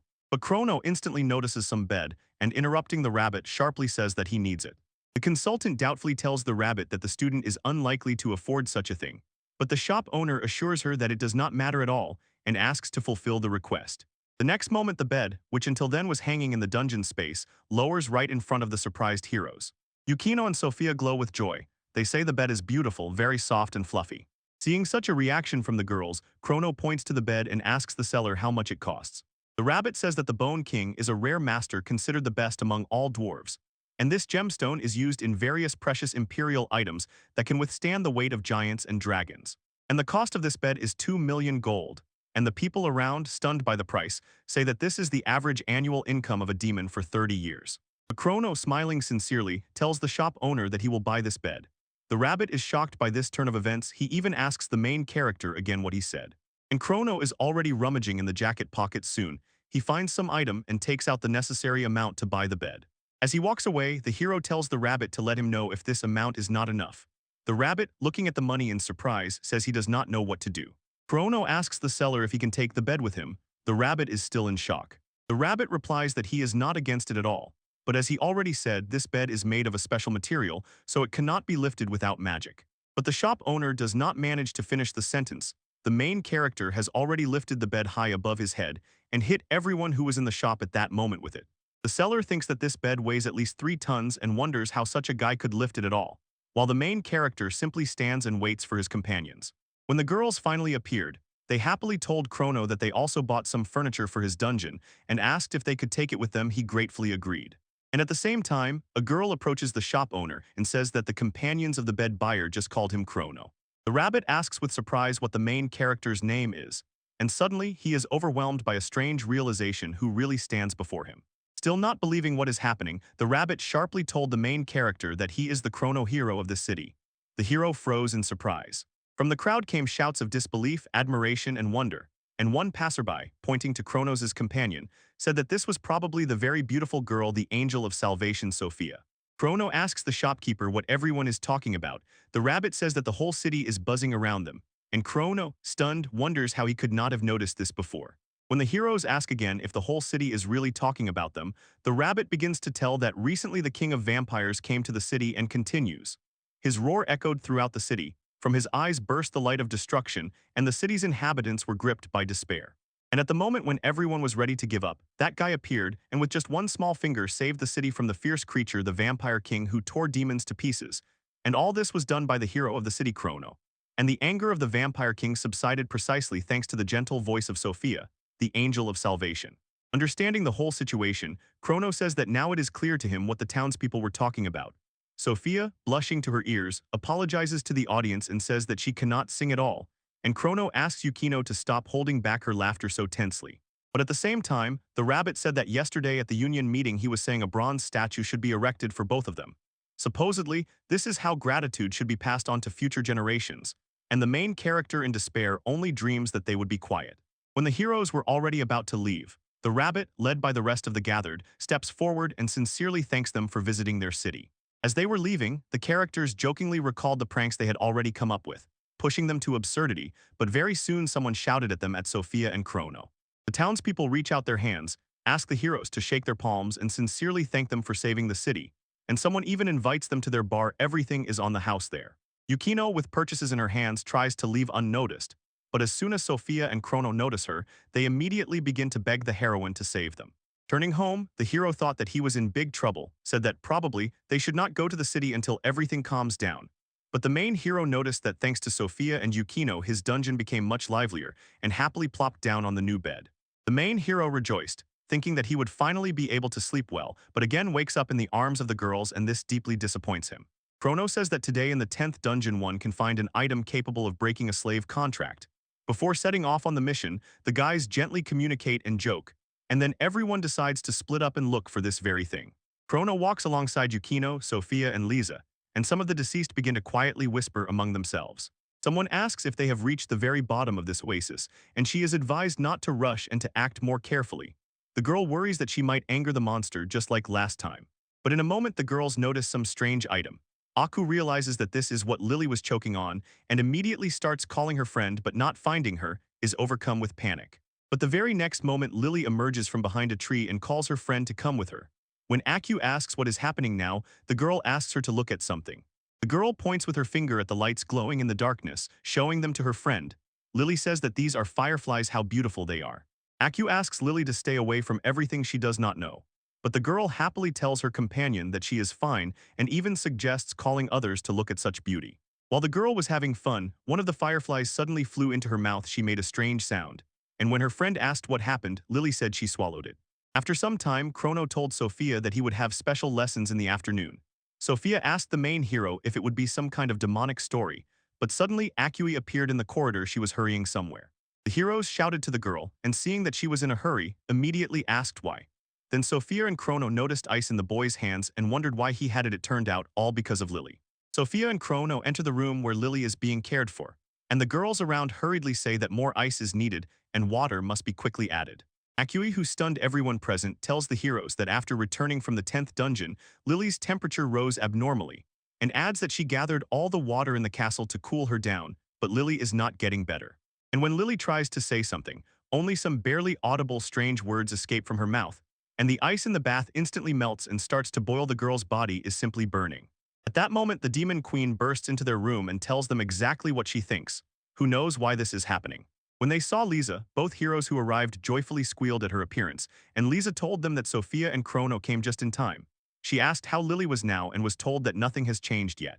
The Demon King tells the crowd that she has already cast a healing spell on the bath several times, and then points her owl magical staff at the sick Lily. Lisa addresses the crowd. I need you, Sophia and Chrono, help save Lily's life.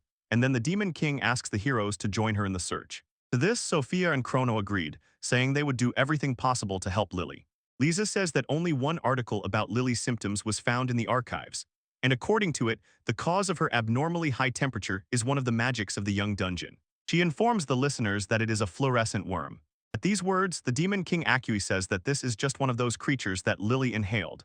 Sophia repeats the name of the worm and marvels again. Lisa explains that it is a kind of beetle, but so to speak, a magical seed. They exist in every dungeon and always emit heat. And Chrono notes that this is probably why the 10th dungeon can withstand such a high temperature. Lisa continues and says that these are exactly the things that usually do not affect the body if they get inside. But since Quay and Lilia are a race of water people, they can adjust their body temperature to the surrounding environment. One Quay confirms this with the words, on the icy lake their body becomes cold, and in the ice season the thicker the ice surface, the warmer they are. This is exactly what happened to Lilia. Aku says she is sure. Lilia thinks that the warmth emitted by fluorescent insects acts on her directly. Akv asks how to extract this fluorescent worm, but Lisa says that unfortunately the book does not say how, and Akv begins to doubt. Lisa assures her that there is always a way to help Lilia, and these words ignite hope in the eyes of the heroes. The Demon King tells the viewers that there is a magical thing, the snow moon laurel flower, and with its help they will be able to extinguish the heat of the glowing insects inside Lilia. The Chrono asks where to get the snow moon laurel flower. The hero sincerely wants to help his friend. Lisa whispers to the heroes that there is the coldest place in the world, the 28th dungeon of the Demon Lord, covered with snow and water, which is called the White Embankment. The guys understand that if they get there and get the flower, Quay will be able to help the sick Lilia. And Chrono says that everything is decided. They set off to the 28th dungeon of the Demon King to find the snow moon laurel flower there. For a moment pondering, the Demon King looked at the heroes who were about to set off on a journey. She then decisively tells the viewers that she will stay in the castle to watch over Lilia, and adds that Akua must also stay in the Demon King's castle. At Oku's surprised exclamation, Lisa explained to her that her magic is now unstable and she can no longer use it at full strength, to which Oku instantly declared that this is not true. She stretches out her hand and tries to use ice magic, but only a small snowflake flies out of her palm. The heroine apologizes to the boys, and sincerely admits that she actually never could use her magic without Lily nearby. This has been the case since Lily fell. She adds that she actually used magic to make Lily cold.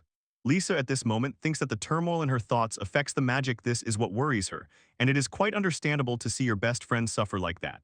But interrupting Lisa's thoughts, Akui asks to be allowed to go with them anyway. She just can't believe she has to get stuck here when there is a way to help her dear friend. Hesitating a little, Sophia directly asks Lisa to give her a berth to join them. She says that the Quay are very resistant to cold, and that dungeon exploration is not something done only with magic. At this moment, Chrono bursts into the conversation and addresses Lisa, saying that he himself would like to do the same. The main hero says that this is a feeling, a desire to do everything to help friends. The words of Sophia and Chrono deeply moved Akave. The Demon King, after thinking a little, told the boys that the 28th dungeon is almost untouched, and little or nothing is known about it. She smiles at the boys and says that you never know whose abilities might come in handy. Then she tells those boys who were touched by this that they are going to the 3rd dungeon, for which she receives their gratitude.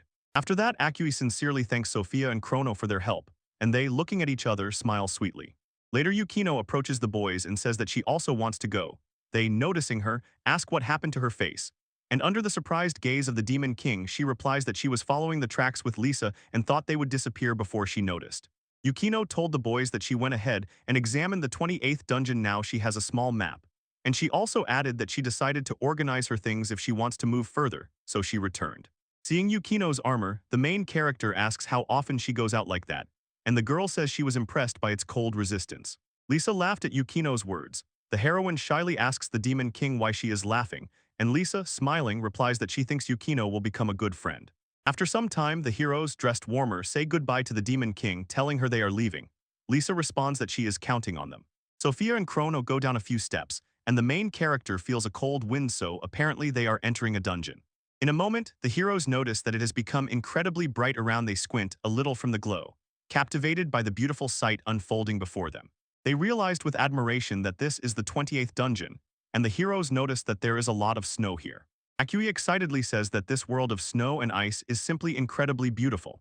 Sophia happily says that with the equipment Lisa gave them, it is not so cold here at all. Chrono says that this dungeon is as large as the 10th, but Yukino convinces the main character she has already checked, and in fact, it is not as big as it seems. Yukino pointed with her finger at a spot on the map, showing her companions where they are, and the heroine explains. The map indicates the areas they have explored, and in this zone they have not yet seen any snow trees. Chrono says that later they will head into unknown territory and will first go along the river. After several hours of hiking, Sophia slipped on the ice and fell.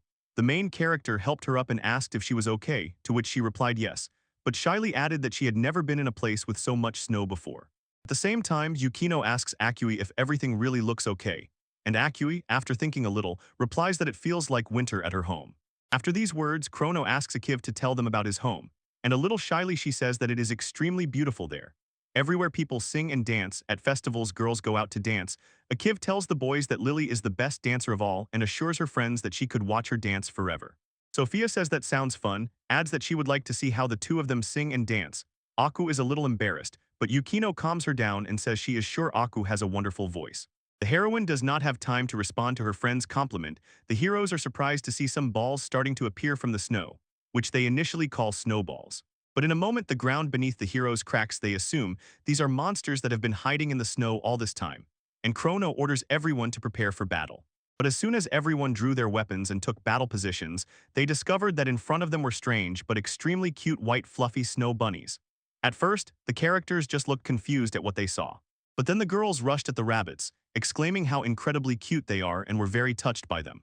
Chrono asks Yukino what kind of animals these are. She replies that they are white lumps, and tells the main hero that she knows little about them, so she is not sure if they are dangerous but thinks everything is fine. Chrono noticed that there were many more of these animals. Suddenly the rabbits grabbed Sophia and Aku and carried them away very quickly, so Chrono and Yukino had to rush after them. Soon the heroes find themselves in a place where these cute creatures live. They bring the heroes various treats, sing cheerful songs, and even put on small performances. Chrono asks the companions if this is all hospitality, and Aku confidently replies, they hallucinated. Yukino grabs a treat he brought, stuffs both cheeks with it, and happily says it is tasty. Chrono suggests to his companion that maybe she should slow down a bit, then asks Yukino if she understands what these creatures are saying. She replies very little. One of the animals looks cutely at QA, and the girl tells him they are in a hurry, but looking at his face, she involuntarily thinks how cute he is and immediately realizes they cannot stop here. And then she feels that she is getting sleepy, tells the boys about it, thinks that it is because she feels so cozy here and suddenly realizes this is a lullaby. She screams at her friends that they cannot sleep, asks them to cover their ears, and even thinks about drowning out the singing. The next moment Akko realizes that it is already too late. All her comrades have already fallen asleep, and her situation is terrible.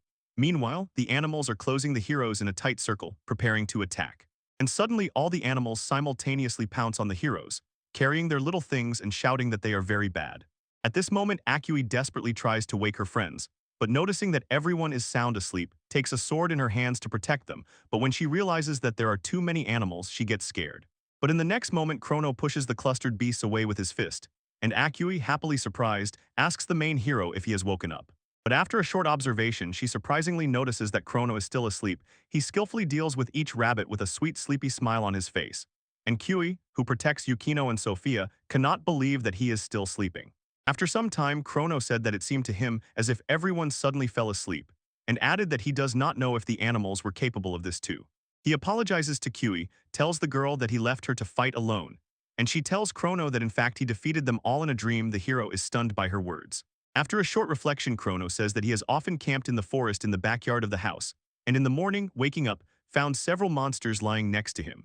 Sophia adds that he is very skilled at this, but after a short conversation Yukino shifts her anger to the offenders. She tells them that it was quite brave of them to try to deceive them. She threateningly tells the animals that she never asks them. Sophia tells the girl that she scares her, and Chrono half-jokingly tells Akui that he thinks Yukino is just upset because the food was only a hallucination. The girl always takes food seriously. Yukino tries to tightly hug one of the animals, but Sophia asks her to stop. She kneels and asks the animal if he knows where the snow moon laurel is, saying that if he tells them, they will leave the past in the past. Sophia asks them if they liked her proposal. One of the animals looks at the girl with complete bewilderment as if he does not understand at all what they want from him. The animal starts jumping, and the boys decide that it wants to tell them something. But upon closer examination of the movements, it turns out they do not understand what it is about at all. Yukino understood. She says that if you leave their lair and follow the ice feathers, you will eventually come across a cliff from which the snow laurel grows directly. Chrono asks Yukino in surprise if she understands these animals, and she replies that not really. Sophia, noticing the joyful dance of the animal, smiles and tells the boys that, in her opinion, Yukino understood everything correctly. Sophia kneels down, thanks the animal, and asks him not to do bad deeds anymore, and he seems to agree. The boys leave the lair of the cute creatures. Akua notices the first snowflakes. Yukino says that the weather is changing in the dungeon, and Sophia suggests the team move on before it gets worse. The boys go in the direction they indicated. The snow and distance make their outlines look like shadows, and the animals that saw their friends off with cute smiles suddenly grimaced and showed angry faces. The boys make their way along the route they indicated themselves. In a fierce blizzard, Chrono tells everyone to follow him. Yukino notices that the snowstorm suddenly intensified, and Sophia adds that it seems someone does not want them to go further. The heroes only think that ahead of them awaits a snowy laurel flower. They want to take it to Lily as soon as possible. The boys continue, but Chrono suddenly grabs Q by the shoulder and stops her. Before them yawns a huge crack in the ground, and the boys, barely holding their breath, wonder if this is the cliff the animals told them about. Standing at the edge of the cliff, Aku realizes she almost fell there and sincerely thanks the main hero. And he says he understands her impulse to help a friend as soon as possible, but asks to be more careful. Sophia pondered, what does it mean a flower down there, but the slope is vertical and covered with ice? The team is racking their brains over how to get down there, and Chrono is figuring out what he can do. And then he says that he thinks, you can break the stone and jump down on the fragments. Yukino tells the main hero that it's impossible. Akui reminds Chrono to be very careful, but it seems Sophia has a safer idea.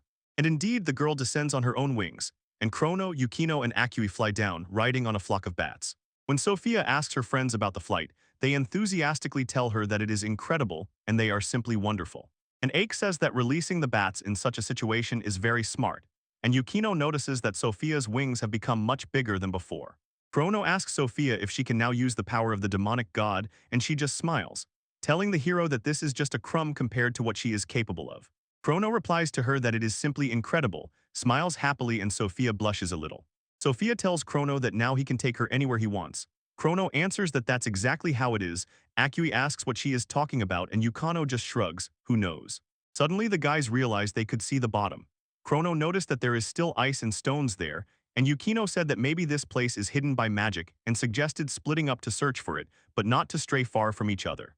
Akui points out, around only ice, and the heroine wonders how anything can grow here at all. Sophia hesitates about what they should do, and thinking about that fluffy creature, says she does not want to believe that he did it. While they were talking, they noticed that Yukino was not nearby and wondered where she had gone. Suddenly she peeked out from around the corner and called the boys to follow her. Showing the cave to his comrades, Yukino excitedly says that she found a place where they can go further. Looking at this crevice, everyone thinks that this path really leads somewhere. Entering inside, Chrono notices that it is very dark there. But as soon as they stepped in, everything around instantly lit up, and the heroes looked around with great surprise, trying to understand what it was. The main hero said that the stone and ice flared up. Yukino replied that she had seen such spells in other dungeons. They turn on the light as soon as you step there. Yukino tells her companions that, in her opinion, there is very likely something ahead, so she suggests moving forward. Sophia notices that the dungeon is incredibly beautiful. She compares this phenomenon to stars descending to Earth, and Akui says that dungeons are not so dangerous, and that it is so exciting to see what you usually do not see.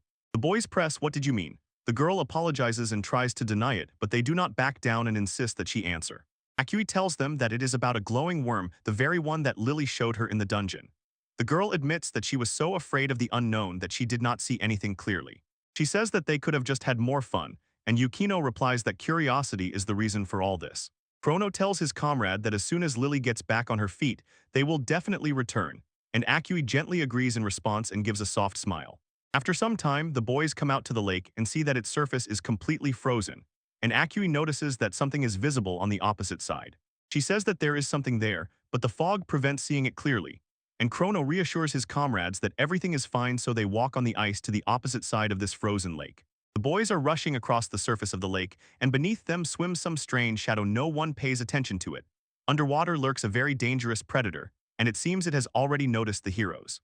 Racing across the frozen lake, the boys see before them a tree made entirely of ice. The girls say it looks very much like a sculpture. Yukino notices that flowers are growing on it, and Chrono confidently tells the team, "This is exactly the tree they were looking for. Here they are, the flowers of the snow moon laurel." The boys shine with joy, happily greet each other, and say everyone did well. And Akio is even happier because now they can help Lily with this tree. But suddenly Sophia notices something in Chrono's hands. He tells his interlocutor that Lisa gave him some strange object, and adds that before leaving she told her, according to the book, the snow laurel flower melts very quickly. Sophia understands that the flower will not work if it melts, and Yukino tells her friends that she is going down now and will bring them the flower. Everyone thanks her. The girl quickly and skillfully climbs the tree trunk and finds the very flower. Taking it in her hands, she joyfully shows it to the boys, as if saying the mission is accomplished. Chrono enthusiastically praises Yukino, saying she is doing wonderfully, but in the next second the main hero notices something. He sees with surprise how the flower simply melted in Yukino's hands. This strongly affects the girl. It turns out that not only flowers melt, but trunks and branches too from a single touch, and Akio notices that this tree is extremely sensitive. Chrono approaches the tree and touches it, but then says that touching it will not be possible even with gloves, and Akio irritably remarks that these flowers are standing right in front of them. Suddenly the main hero notices the ice does not melt from Akio's touch. The hero carefully analyzes her reproaches and thoughtfully considers this. Suddenly he remembers that Q and Lily are representatives of the water people, so they can change their body temperature, and due to the conditions on the ice lake their bodies become cold. Having thought it over, the main hero returns to the pier, and the girl looks at him with complete incomprehension. She has no idea what he wants from her. Holding her hands, the hero tells her that he is not sure, but thinks only she can take this flower so that it does not melt. Chrono tells the girl that with the help of her body's properties she can become as cold as this flower.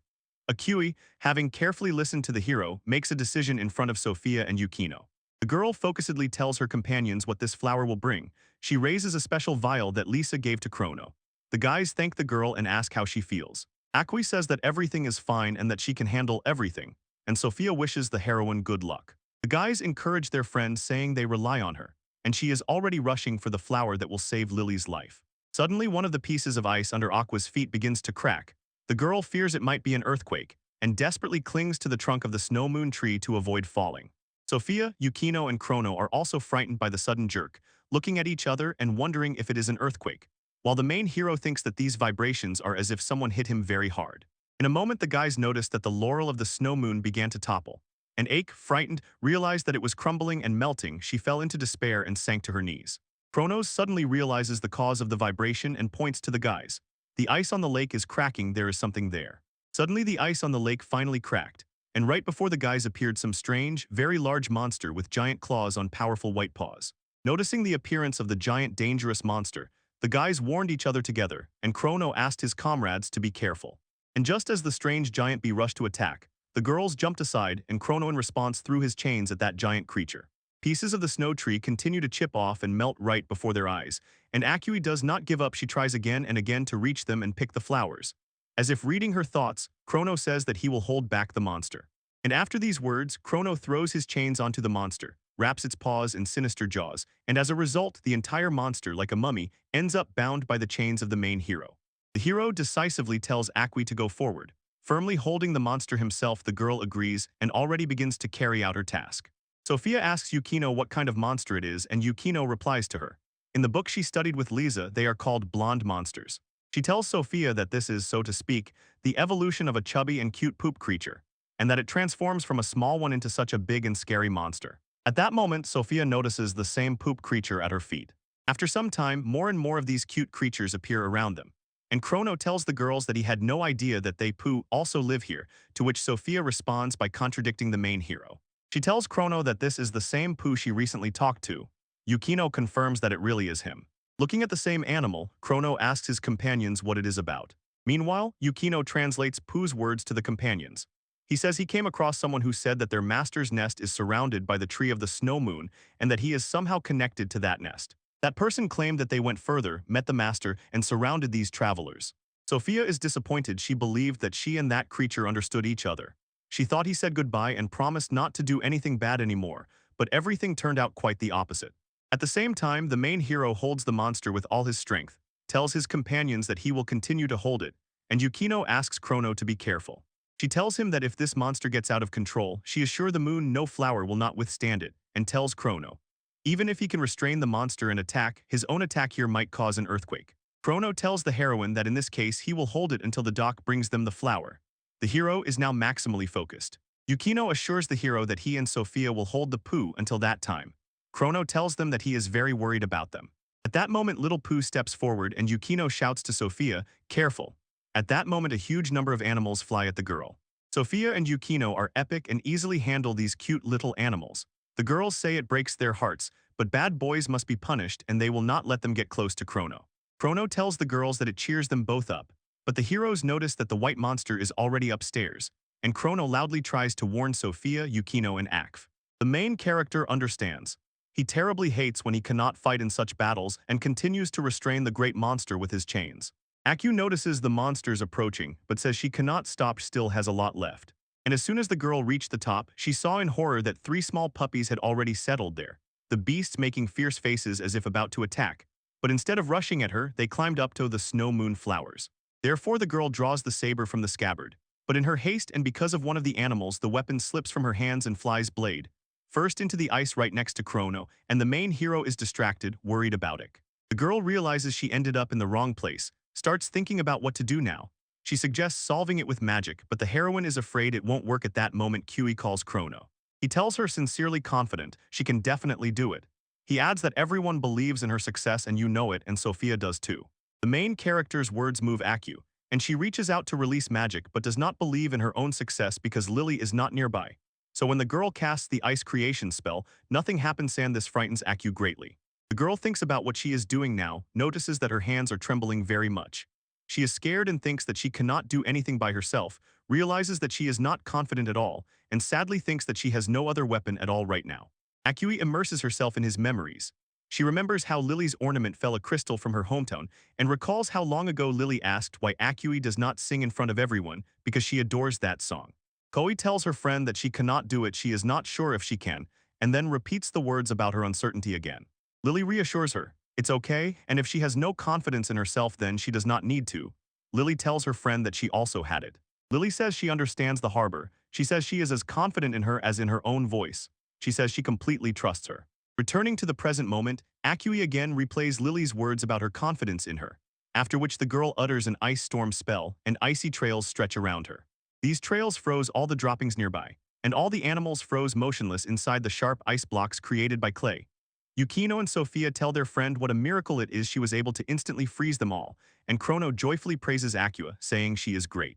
It turned out that Ekwe herself was very surprised by the achieved result, and the girl, looking at her hands, was extremely happy that she succeeded.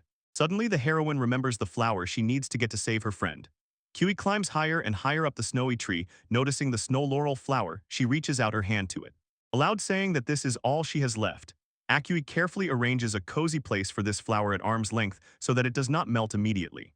And when the flower falls right into the palm of the outstretched heroine, it seems to her that only this flower will not melt, and she even closes her eyes in fear.